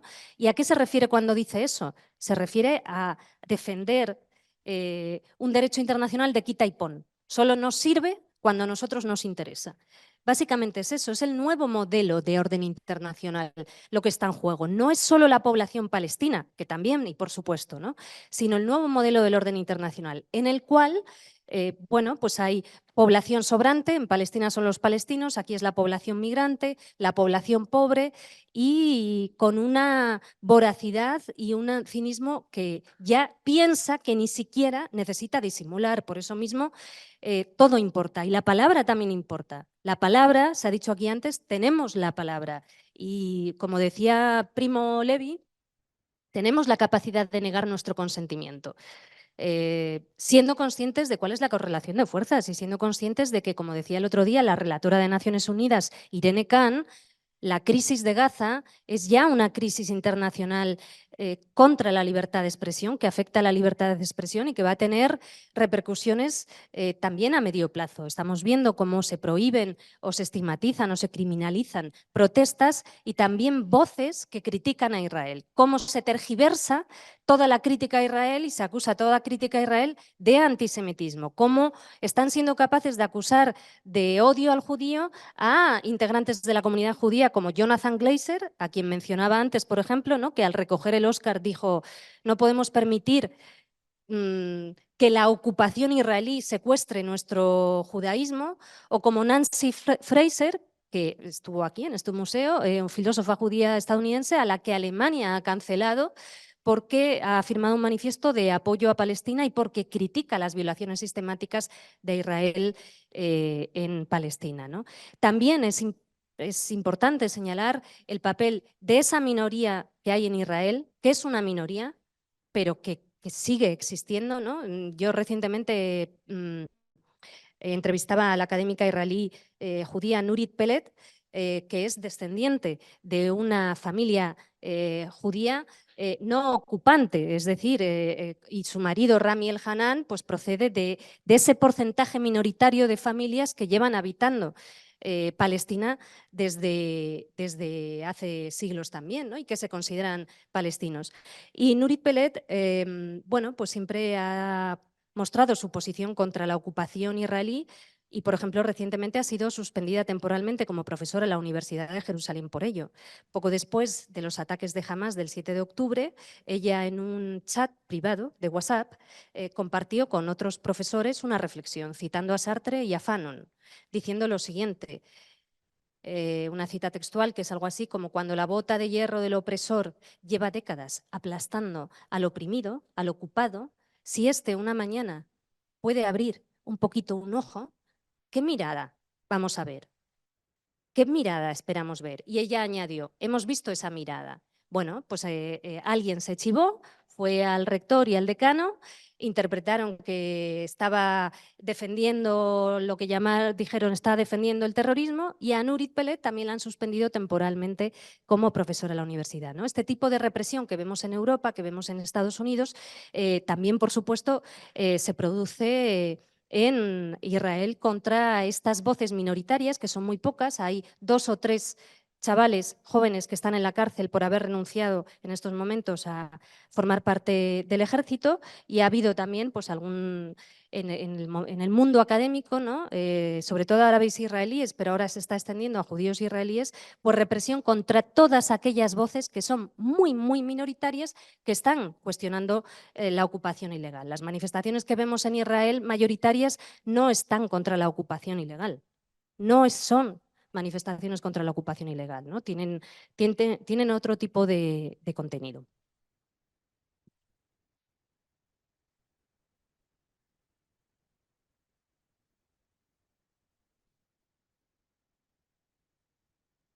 Bueno, creo que está casi todo dicho, pero en concreto quizás a lo que nos compete a nosotros desde Teja, que es el circuito artístico y cultural. Claro que nosotros siempre apostamos, como es Teja, que es un espacio, es una red que está abierta, totalmente abierta a su colaboración, a articular otros sistemas, otros canales para hacer eco, así como esta casa que hoy nos acoge, que es un altavoz y que ha tenido, justamente como se tocan estos temas tan delicados, la persecución que luego acarrea, entonces es todavía mucho más necesario. España es uno de los pocos países, como se ha dicho aquí, ¿no? Donde todavía hay una anunciación en torno a este conflicto. En concreto, cuando nosotros recibimos artistas, solamente España e Israel están dando visados de toda Europa. Entonces, así como ya sabemos que hay espacios donde se han prohibido las banderas, donde no se puede haber ningún tipo de enunciación, pues tenemos un espacio de cierto privilegio aquí para poder articular esa voz. Entonces, en ese sentido, creo que es un buen momento, es un buen contexto aquí, justamente cuando desde el Ministerio de Cultura y desde muchos ámbitos se está hablando, ¿no?, de derechos culturales. Es una enunciación como que de repente es un nuevo paradigma que se nos impone, y pensar derechos culturales para quién, ¿no? ¿Quiénes son portadores de derechos? Entonces creo que hay que ir todavía como 2 pasos por detrás, y en todos los espacios donde tengamos la posibilidad de tener voz, seguir enunciando en este genocidio y esta crisis humanitaria que parece que por ahora no va a tener fin.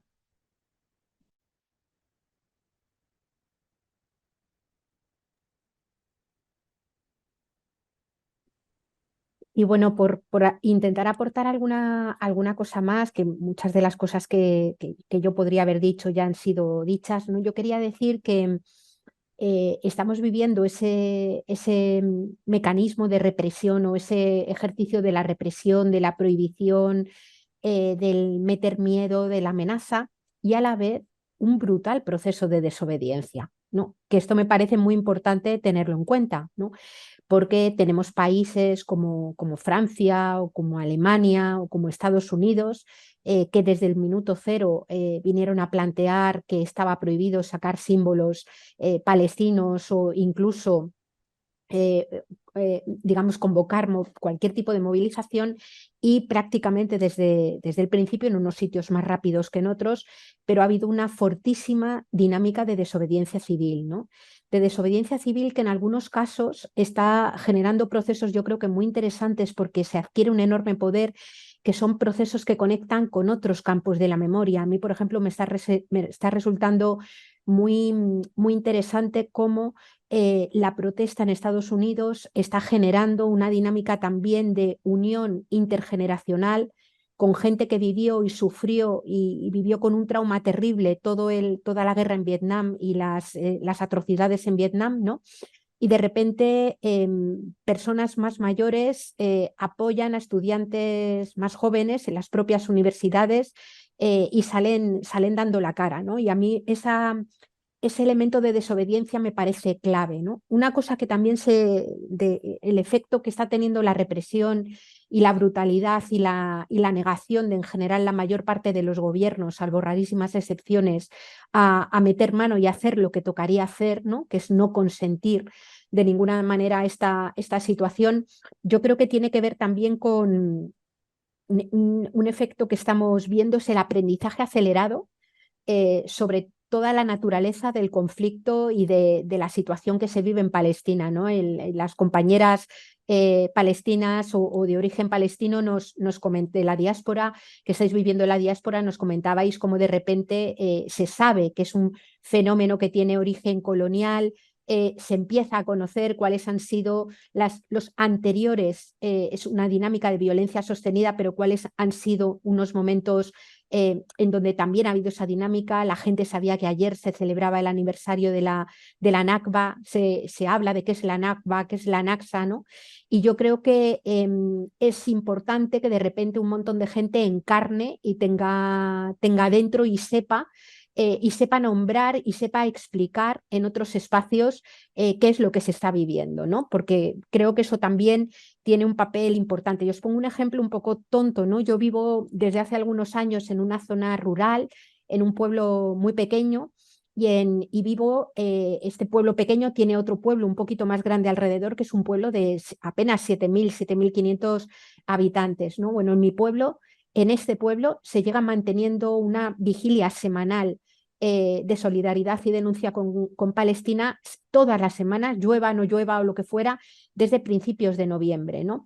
Y se organizó también un festival en solidaridad con Gaza y de denuncia del genocidio por el que pasaron 2.500 personas. Tuvimos los carteles puestos en cada peluquería, en cada tienda, en cada frutería. Es decir, nadie quería quedarse fuera y no colaborar, ¿no? Y estamos hablando de pueblos que para otras cosas son tremendamente conservadores. Es decir, lo que está sucediendo en este momento está generando, en mi opinión, está teniendo la repercusión de generar una grieta y un divorcio entre gobiernos, entre muchas instituciones no gubernamentales que no denuncian y miran hacia otro lado y se autocensuran y tienen miedo, y mucha gente por abajo que incluso no tiene por qué coincidir con planteamientos ideológicos de izquierda, pero que está escandalizada, que está horrorizada ante las imágenes y lo que se está contando, ¿no? Y yo creo que ese es un fenómeno interesante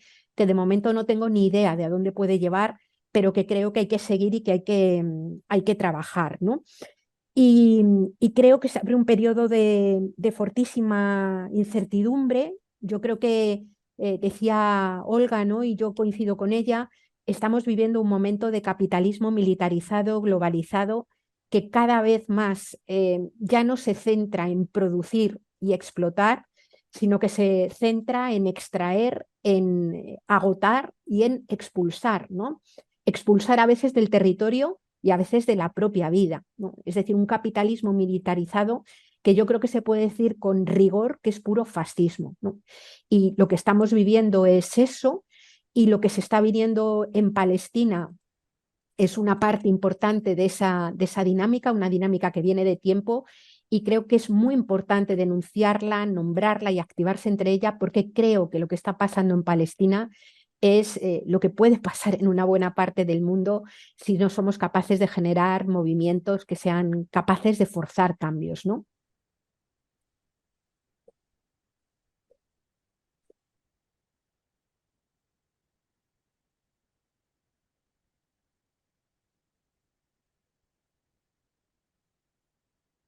Bueno, muchas gracias de nuevo a todas. Para dar una cierta conclusión, digamos, ¿no? a esta discusión, os voy a pedir como muy brevemente, a modo de minuto final casi, pues que hagamos un cierre, ¿no? Tengo pues, una pregunta para cada una de vosotras para poder dar luego también tiempo a que la gente pueda participar. Entonces, Yayo, seguimos contigo. ¿Cómo marca el horror que estamos viviendo, pero también las resistencias, ¿no? de las que hablábamos, esta desobediencia civil, a la reflexión y la búsqueda común de una vida que merezca la pena ser vivida? Bueno, yo creo que marca de forma clara, en mi opinión, el momento que estamos viviendo de incremento del autoritarismo, un momento en donde hay una fortísima apuesta por lo militar, en donde hay unos relatos sobre la heroicidad y sobre el derecho que básicamente, digamos, resta valor y deshumaniza a la vida de un montón de personas que se consideran menos valiosas, ¿no?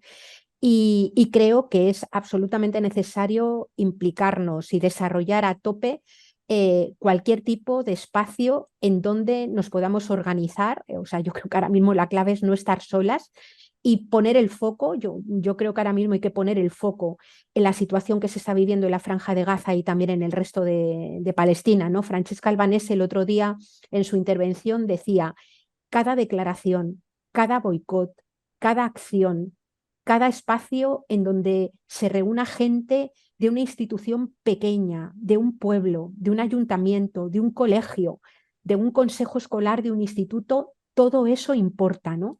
Y creo que en este momento lo que no se puede de ninguna de las maneras es mantener silencio y dejar de estar activos y activas. Es decir, que yo creo que ahora mismo cada cosa ayuda a intentar forzar, intentar frenar esta masacre, que es a la vez intentar frenar una dinámica de guerra contra todas las vidas, ¿no?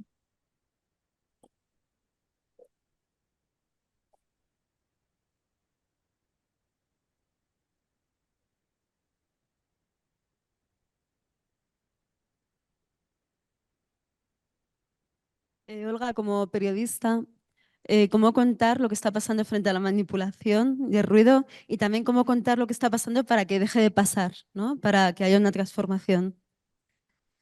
Bueno, primero, no siendo equidistante, ¿no? La equidistancia que demasiado a menudo se emplea e incluso se piensa que es una herramienta que es precisa y necesaria, es todo lo contrario, ¿no? Yo llevo muchos años diciéndolo, pero mucha gente también. Es algo que se ajusta muy poco a la verdad. Esta cosa tan tópica y típica, el topicazo, pero que es cierto, o sea, uno dice que llueve y el otro dice que no llueve. Abre la ventana y comprueba si llueve o no llueve, ¿no? Esta equidistancia que coloca al mismo nivel una cifra y su contraria. La declaración del ocupante y del ocupado, del opresor y del oprimido, del violador y de la violada. Bueno, hay que ir más allá y ser, por lo tanto, muy riguroso y ajustarse mucho a los hechos, con una cultura de derechos humanos, con una cultura que valore el derecho internacional y no callando. Y con mucho escrutinio. Ayer conocíamos la posible llegada a nuestras costas de un barco en tránsito cuyo destino final sería Israel, con armas. Y bueno, estas denuncias han dado resultado.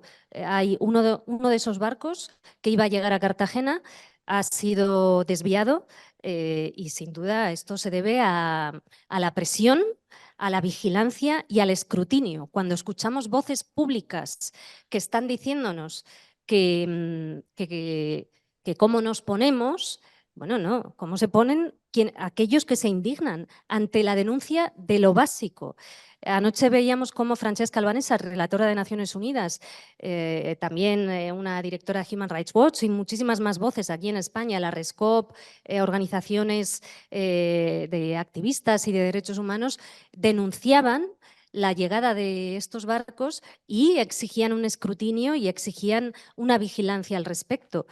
Este tipo de peticiones nunca están de más cuando tenemos al otro lado del Mediterráneo una matanza en curso que sigue, que seguimos viendo cada día esas imágenes de esos asesinatos, de esas matanzas que siguen ocurriendo a día de hoy. Aquí me sorprende mucho la indignación que vemos por parte de algunas personas por el simple hecho de que organizaciones y voces defensoras de los derechos humanos estén pidiendo escrutinio y, sin embargo, no veo esa indignación tan contundente con respecto a las violaciones sistemáticas de los derechos humanos en Gaza. Esta es la normalización de la violación de los derechos humanos. Este es el genocidio ambiental del que estaba hablando Naomi Klein. Por lo tanto, no debemos acostumbrarnos. No debemos acostumbrarnos. Quieren que nos acostumbremos. No debemos acostumbrarnos. Y tener presente la historia también, el modelo con respecto a Sudáfrica, es un camino a seguir. A través de la presión, Israel ha demostrado a lo largo de las décadas una y otra vez cómo, si no se le presiona, no cambia. La política de hechos consumados, la política de impunidad está absolutamente incrustada en estos momentos en el panorama internacional. O se presiona o no van a cambiar las cosas. Una reflexión para terminar. También la justicia es lenta, pero no debemos despreciar ninguno de los pasos que se están intentando dar a través del derecho internacional. Veíamos en las acampadas estudiantiles en Estados Unidos cómo esa intergeneracionalidad de la que hablaba Yayo, que es realmente inspiradora, ¿no? Ver al profesorado defender a los estudiantes, defender su derecho a la protesta cuando están intentando arrebatárselo, defender el derecho a la verdad y el derecho a la expresión es algo muy inspirador y muy conmovedor, y también lo estamos viendo aquí, ¿no? Y en esas protestas muchas profesoras y profesores recuerdan cómo ellos y ellas hace décadas protestaron también y fueron encarceladas y fueron criminalizadas por protestar contra la guerra de Vietnam. Y recordaban a Howard Zinn, ese historiador estadounidense ya fallecido, que decía entonces, durante esa guerra de Vietnam, dirán que estamos perturbando la paz, pero es que no hay paz. Lo que realmente les preocupa es que estemos perturbando la guerra. Y esta es una frase que está recorriendo los campus universitarios en estos momentos y creo que es una frase importante, ¿no? Porque se criminaliza a los defensores de los derechos humanos y se normaliza a los violadores de los derechos humanos. A lo largo de los 25 años en los que he ejercido el periodismo en Oriente Medio, en África y en otros lugares donde he visto cosas terribles y crímenes de guerra, una y otra vez me he encontrado a mujeres que conocen y saben y entienden las dinámicas de la geopolítica, de las relaciones internacionales, con un conocimiento que no tenemos aquí todas juntas, en una aldea perdida, en cualquier lugar. ¿Por qué? Porque la geopolítica se escribe sobre su propio cuerpo, sobre su propia piel. Aquí estamos en una burbuja y es muy cómodo hablar desde el sofá de determinadas realidades. Tan cómodo que hay gente a la que no le da vergüenza normalizar la masacre e intentar estigmatizar a quienes están pidiendo que se vigile que no lleguen armas en forma de tránsito a las costas españolas, cuyo destino final es Israel. ¡Qué vergüenza! ¡Qué vergüenza!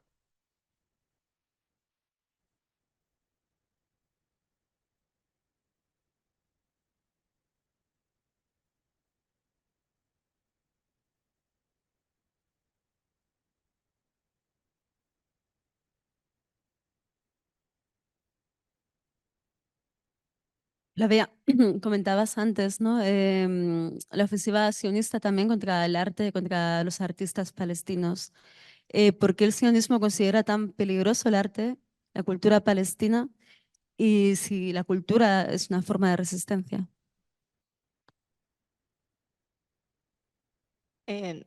Sin lugar a duda. La cultura es una forma de resistencia y en ese sentido las batallas se están dando en el ámbito cultural de la misma forma que en otros campos, a muchísima menor escala y sin capacidad de comparación. Aquí en España también se sufren, ¿no? Como los bulos de la extrema derecha, la persecución, la censura, todo aquello que estamos hablando.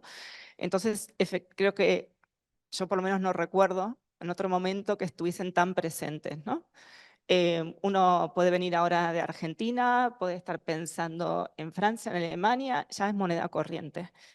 En, en ese sentido, está claro que aparte de ser espacios de pensamiento crítico, como es quizás hoy este encuentro, y de reflexión, que es justamente lo que se está pretendiendo neutralizar, también en el ámbito cultural, como pasaba con los artistas que estaban en residencia en Texas, muchos de ellos trataban el tema de la identidad, ¿no? Como desde su propia obra, esos rastros de la identidad a partir de determinados elementos, en una identidad que intenta ser robada, ¿no? Se intenta robar ese otro, ¿no? Ese imaginario y esa construcción colectiva en torno a un territorio, a una nación.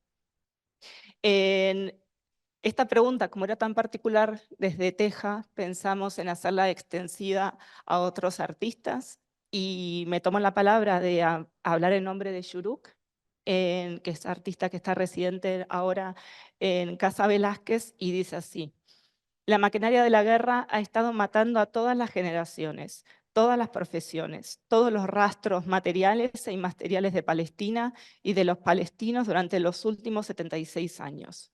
Por eso me preocupa que se señalen profesiones durante un genocidio. El objetivo son todas las formas de vida en Palestina, pero también la muerte. La ocupación israelí ha creado múltiples realidades de segregación y encarcelamiento que fragmentaron su ecosistema y cercenaron la continuidad de la cultura y el pensamiento intelectual palestino entre múltiples generaciones. Este momento de crisis acelerada ha renovado el interés y reconocimiento en la literatura contemporánea de presos palestinos como Walid Daqqa, Basim Kandaji y el activista escritor Basel Araj, entre muchos otros. Es al resistir la ruptura con el pasado y la fragmentación del presente como labramos nuestro futuro. Esto es lo que más asusta a la ideología sionista, la continuidad de la cultura palestina en todas sus facetas, especialmente cuando habla y resuena con nuestra realidad global.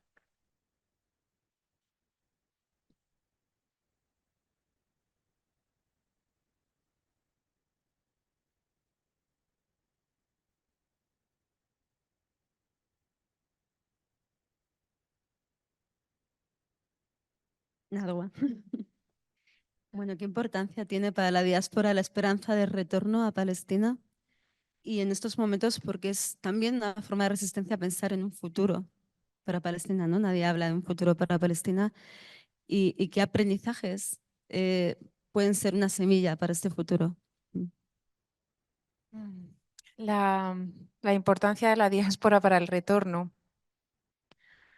es tan importante como la importancia que cada uno de nosotros le damos a vivir en el país en el que hemos nacido o en el que decidimos vivir.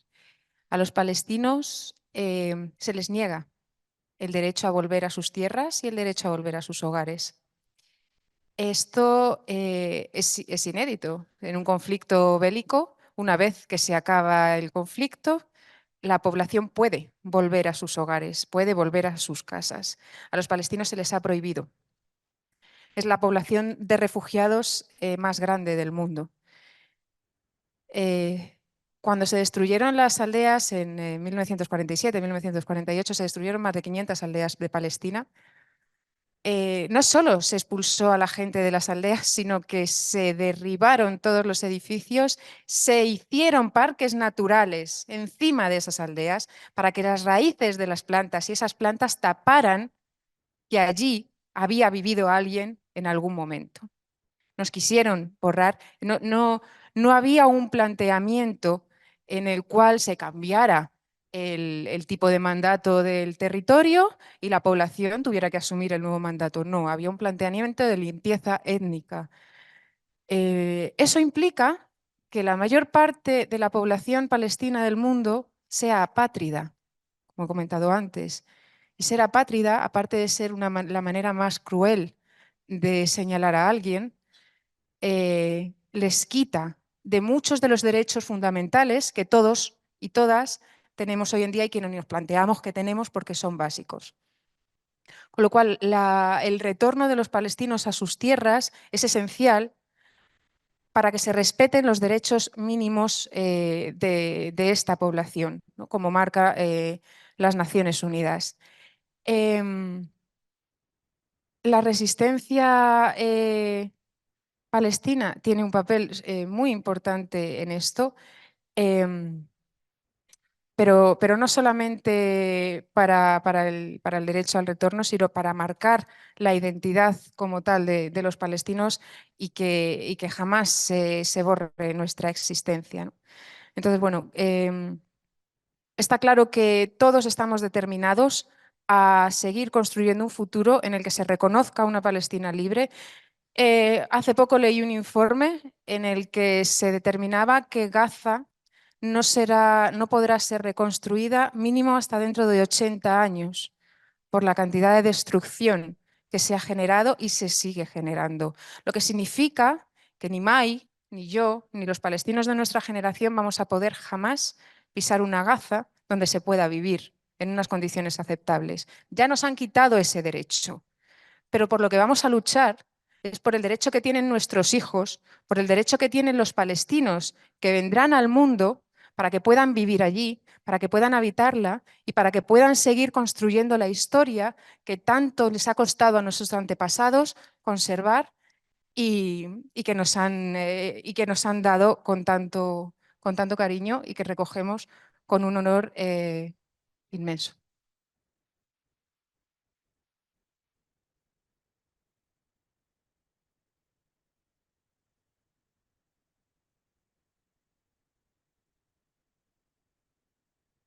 Muchas gracias. Y Mai, siguiendo con el futuro, ¿con qué futuro sueña la resistencia palestina? ¿Y de qué manera el futuro de Palestina determina el futuro del mundo? El futuro de Palestina, bueno, el futuro del mundo, estamos todas, es que eso es una pregunta, ¿vale? Y vale, dice breve, ¿eh? A ver, claro, es que ya estamos hablando mucho y ya hemos dado muchas informaciones.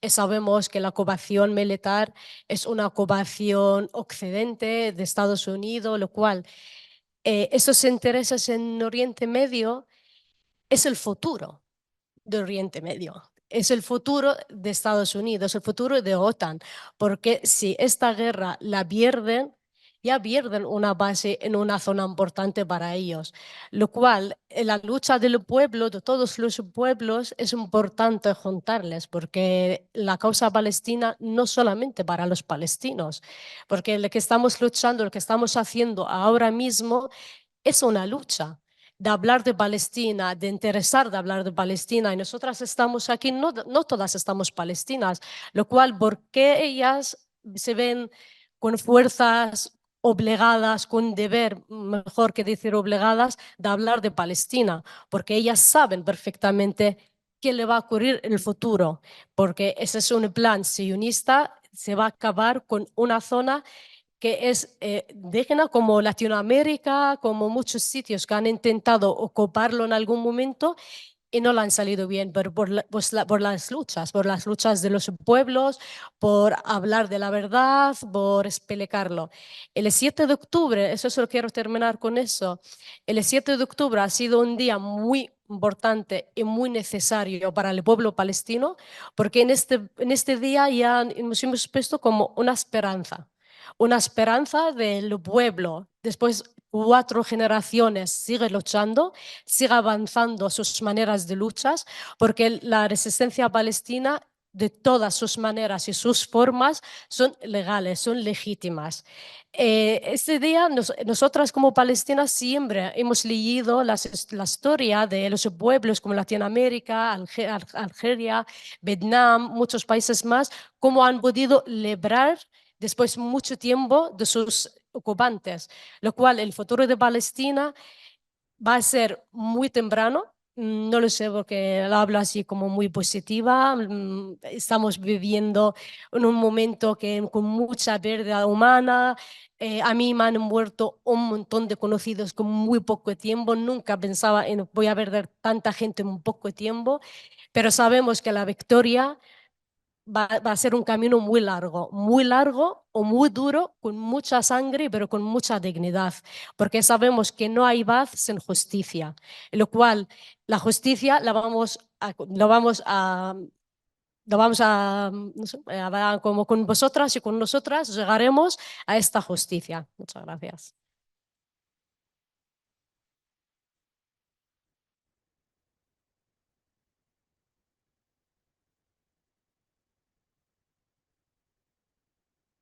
La verdad es que nos hemos gastado todo el tiempo escuchándoos a todas. Muchísimas gracias. Yo creo también que los aplausos de la sala daban una devolución contundente a lo que estabais diciendo.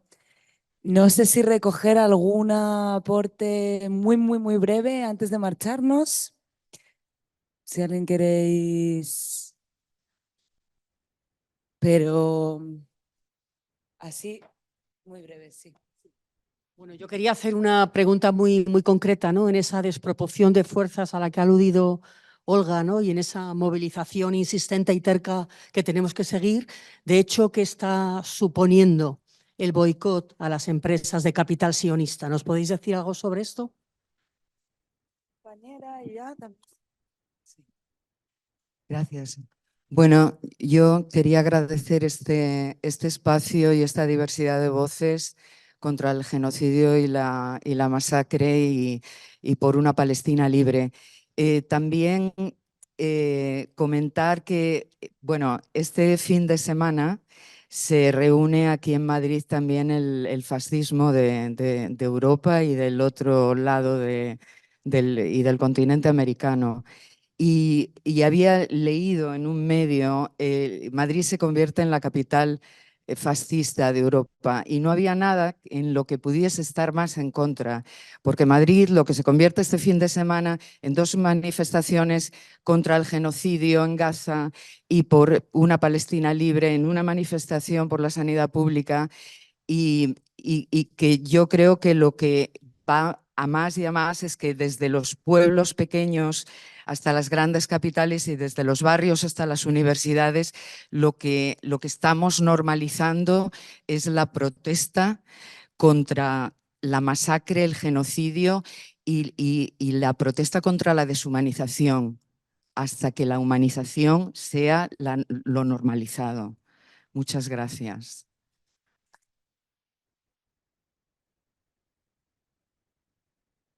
Si queréis dar alguna respuesta desde la mesa. Con respecto a la primera pregunta, aunque no sé muy bien si estaba dirigida a Olga o no. Sí, creo que sí. Pero bueno, solamente hacer un apunte, el boicot funciona. Realmente desde Occidente, aunque a muchos nos gustaría poder hacer más, el papel fundamental que tenemos que hacer es presionar a nuestros gobiernos, sobre todo presionar a nuestros gobiernos y como sociedad aislar todo lo que financie el Estado de Israel, aislar todo lo que le pueda ayudar a mantenerse, porque no olvidemos que la ocupación es muy cara, la ocupación les sale muy cara. Mantener un sistema militar como el que tiene Israel es sumamente caro y son muy dependientes de todas sus empresas, de todas las empresas que les subvencionan y de todos los países que les apoyan.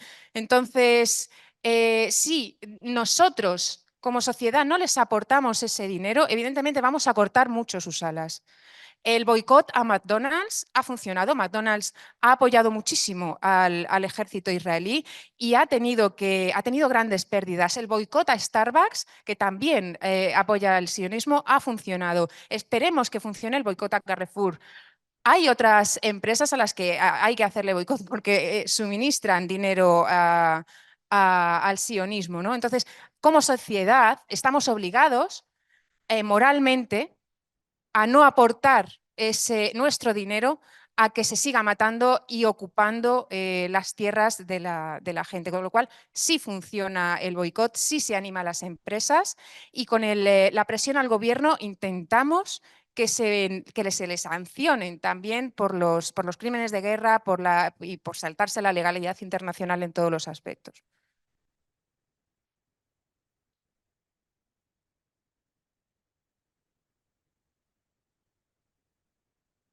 Bueno, antes, en junio tenemos elecciones europeas y en ellas se vota guerra o paz también, ¿no? En esta militarización de las mentes y este belicismo del que hablábamos antes, eso está presente. Acabamos de conocer los nuevos datos del gasto militar mundial y es un nuevo récord.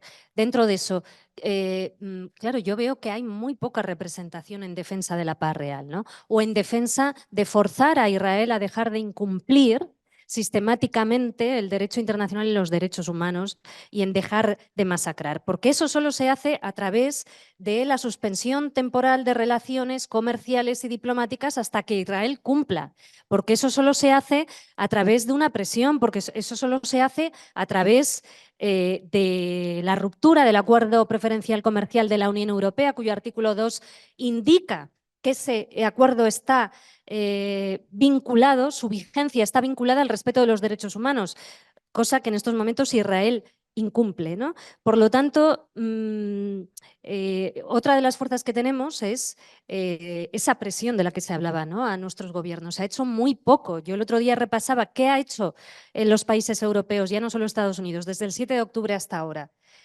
Dar luz verde a esto. Las primeras semanas ni siquiera pedían un alto el fuego inmediato. Cuando empezaron a pedir algo, pedían corredores humanitarios. Y se ha defendido desde el primer momento lo que Israel llama su derecho a defenderse, que no hace falta ser un experto en la materia para saber de qué estaba hablando Israel cuando llama derecho a defenderse, ¿no? Con lo cual, todas las herramientas en estos momentos son necesarias, todas las herramientas de presión y hablar y denunciar con mucho rigor, con mucha cultura de derechos humanos y no callando. Yo creo que cuando llegue la cordura, si es que el día de mañana llega, a todo el mundo le gustará decir que llevaba tiempo participando de ella, porque eso vemos cómo en la historia una y otra vez ocurre, ¿no? Y los colaboracionistas son los primeros que van a decir que estaban donde no están, donde no están. Y nos preguntaremos cómo pudo pasar nuevamente. Nuestras hijas nos van a preguntar, ¿tú qué hiciste? ¿Y dónde estabas? Entonces, bueno, esta frase que es tan sencilla, pero que está tan cargada de razón, de Eduardo Galeano, de mucha gente pequeña en lugares pequeños haciendo pequeñas cosas, puede cambiar el mundo, la tenemos que llevar grabada a fuego, porque lo otro es rendirnos y permitir que se normalice ese genocidio ambiental, no en nuestro nombre.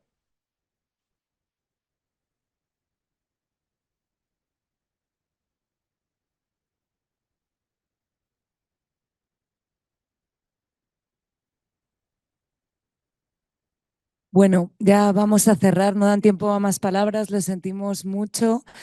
Muchísimas gracias, Olga, Yayo, Flavia, May, Nadwa, Sara, por tu acompañamiento hermoso de la mesa, las preguntas tan buenas que has planteado. Gracias por pensar con todas nosotras esta tarde y también por la acogida, ¿no? de esta tarde, por toda vuestra presencia y el apoyo. Seguimos con el programa. Así que nada, os invitamos a encontrarnos y a seguir pensando Palestina. Gracias.